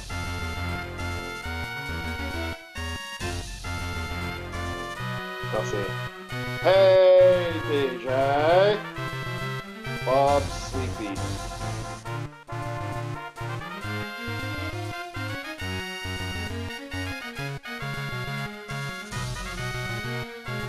Yeah. See if we can get a second win on this here tonight.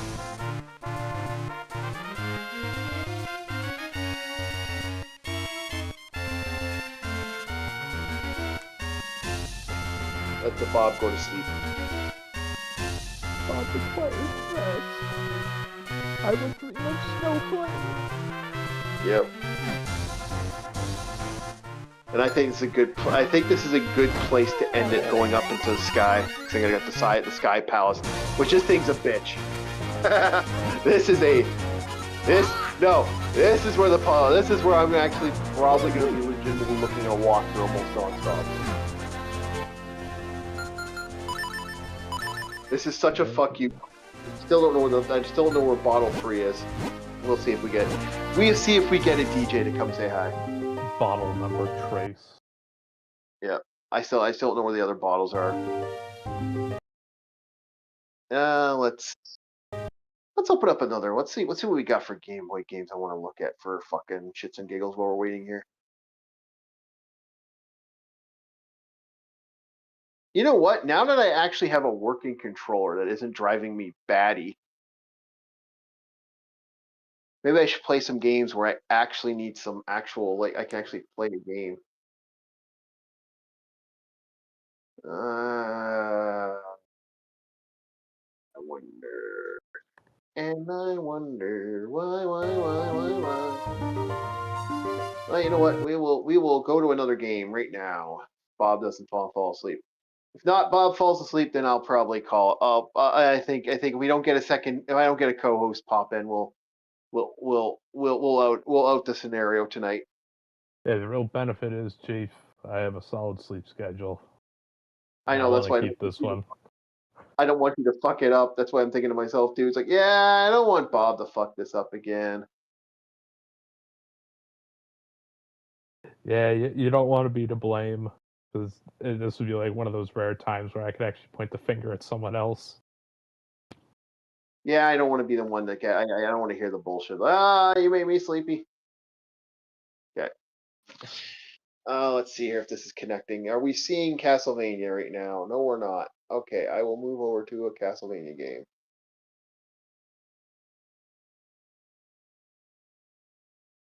Okay, let's see here. Hit play. Oh, it's paused. Okay. Oh, no, we're good. Why am I not hitting? Is the controller acting up again? Damn it. Input config.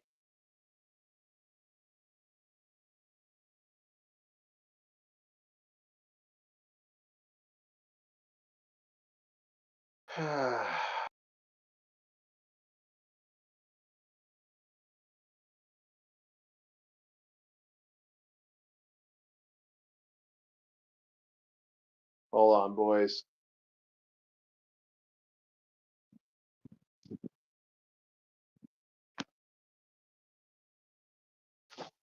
Nope, no thing. Okay, I'll do one more person. If that other person doesn't want to show up, then I'll call it.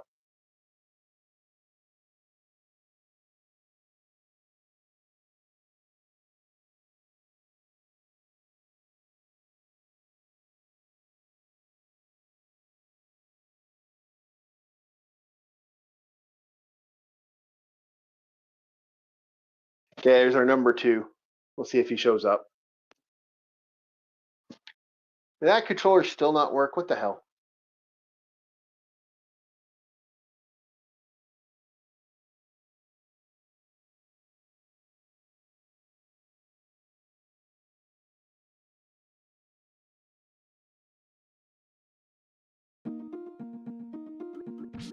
Okay, we're good.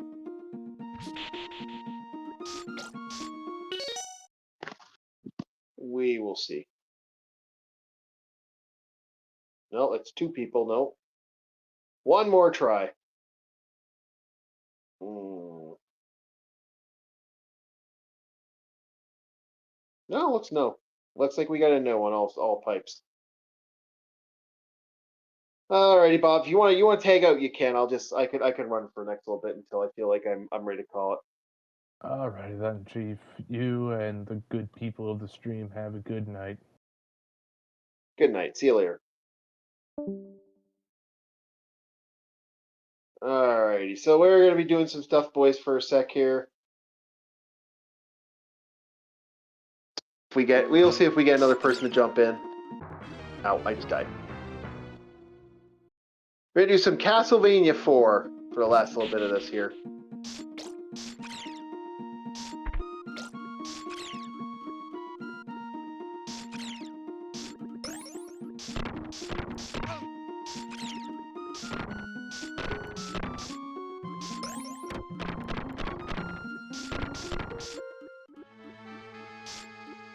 I like Castlevania, especially like we are playing the Japanese version because it gives you faster whip movement, faster body movement. It actually moves a little better. It actually is a little faster and a little more power to it, which is kind of interesting.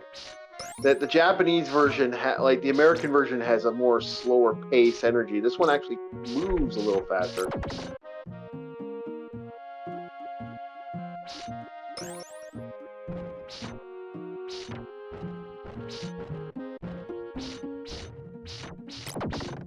There we go. I kind of like that for this. It's actually one of those games that I kind of have that vibe to it.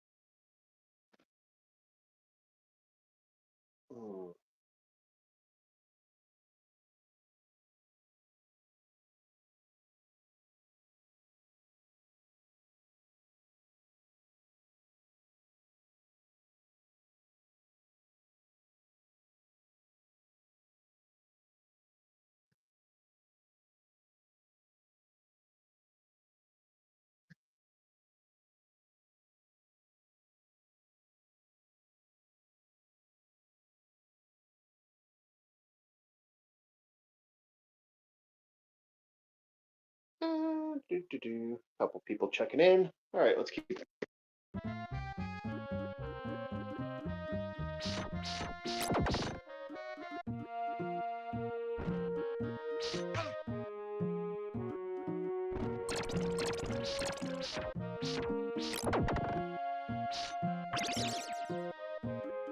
Ah, damn it! I got that holy water. Boo! Holy water sucks in this version. Unless you're fighting Dracula.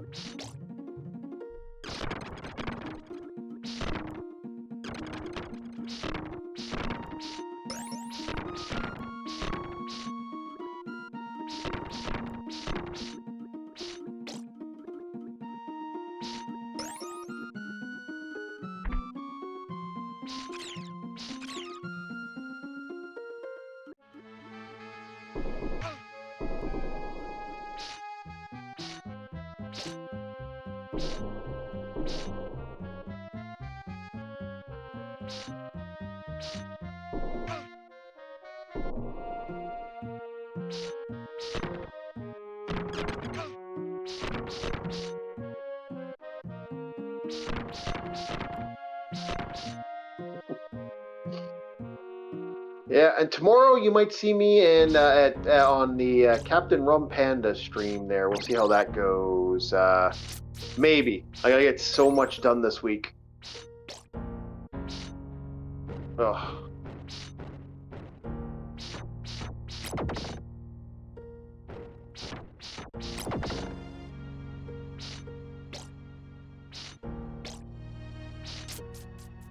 We'll see. Oh, long week. Long, exhausting week. That's how she goes sometimes, though, boys.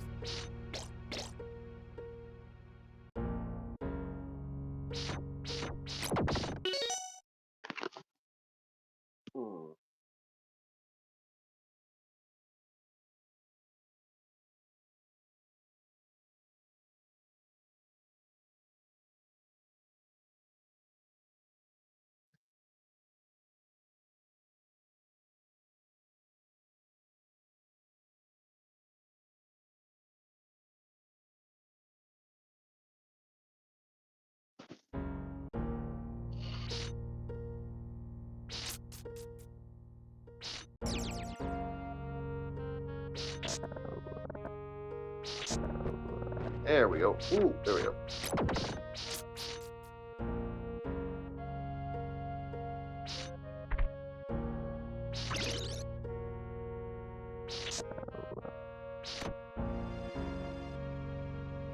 Eh. Oh, I felt that one for a second there.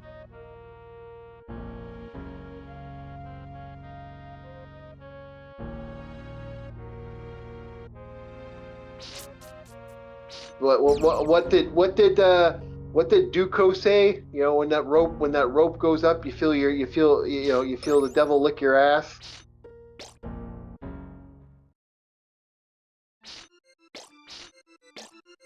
Kind of what I felt right there.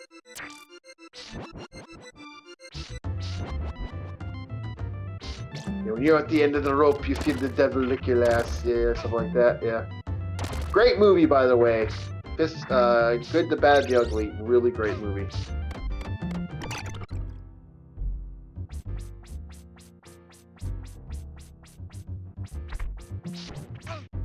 Shit, dead. So far up, then I had to have to die. Right when I didn't need the death. Boo! Classic Castlevania trope. I die when I don't need it. I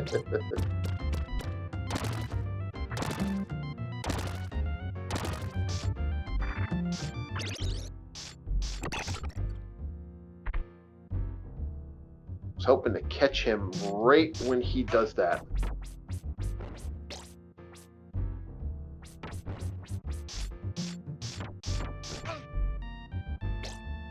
I kind of think it's funny that lag still kicks in even though I'm playing on on unofficial hardware. You get what I'm saying?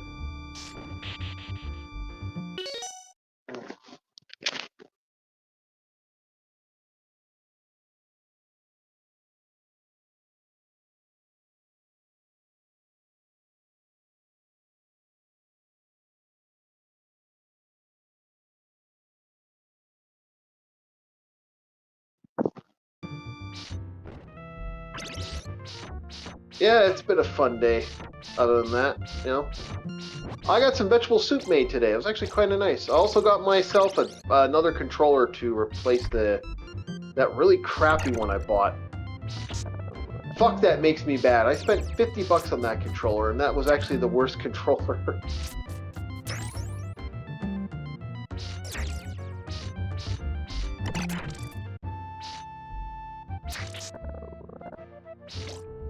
Isn't that my luck? You know, you spend $50 on a controller that's kind of shit versus the controller that actually I bought recently that's actually $20 less.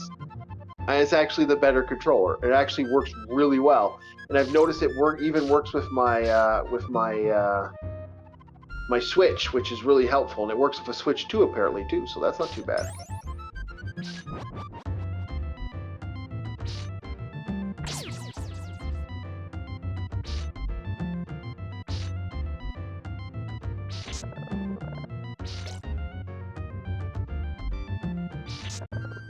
Yeah, it's actually kind of cool that it actually works that way.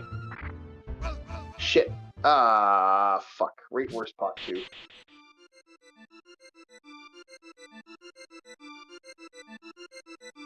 Oh, there we go. I need to fix the directional pad a little bit.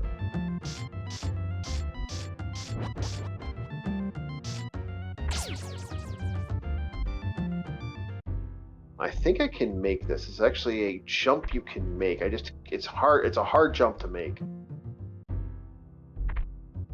I didn't make it. Oh well, no big deal. Let's go.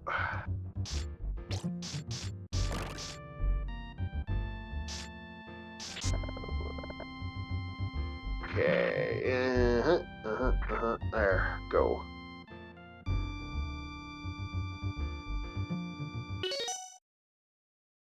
Okay, I'm gonna fix that right now. There's a couple control inputs I didn't put up here.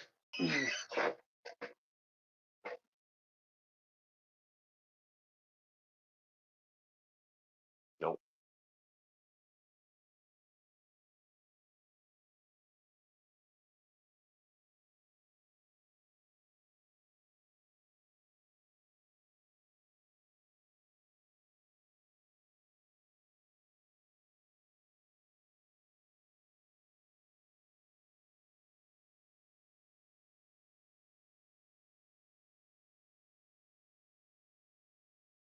Okay, that should help out a little more. I was wondering why the control's feeling a little wonky. That should make it a little more easier to use it.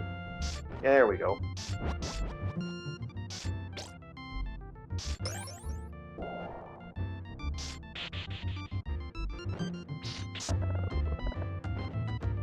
Yeah, this is one of those situations where you gotta... Ah, fuck it. You gotta be smart about that one. Damn it. Am I gonna die again? Am I not gonna make it? Is this my stall out area again?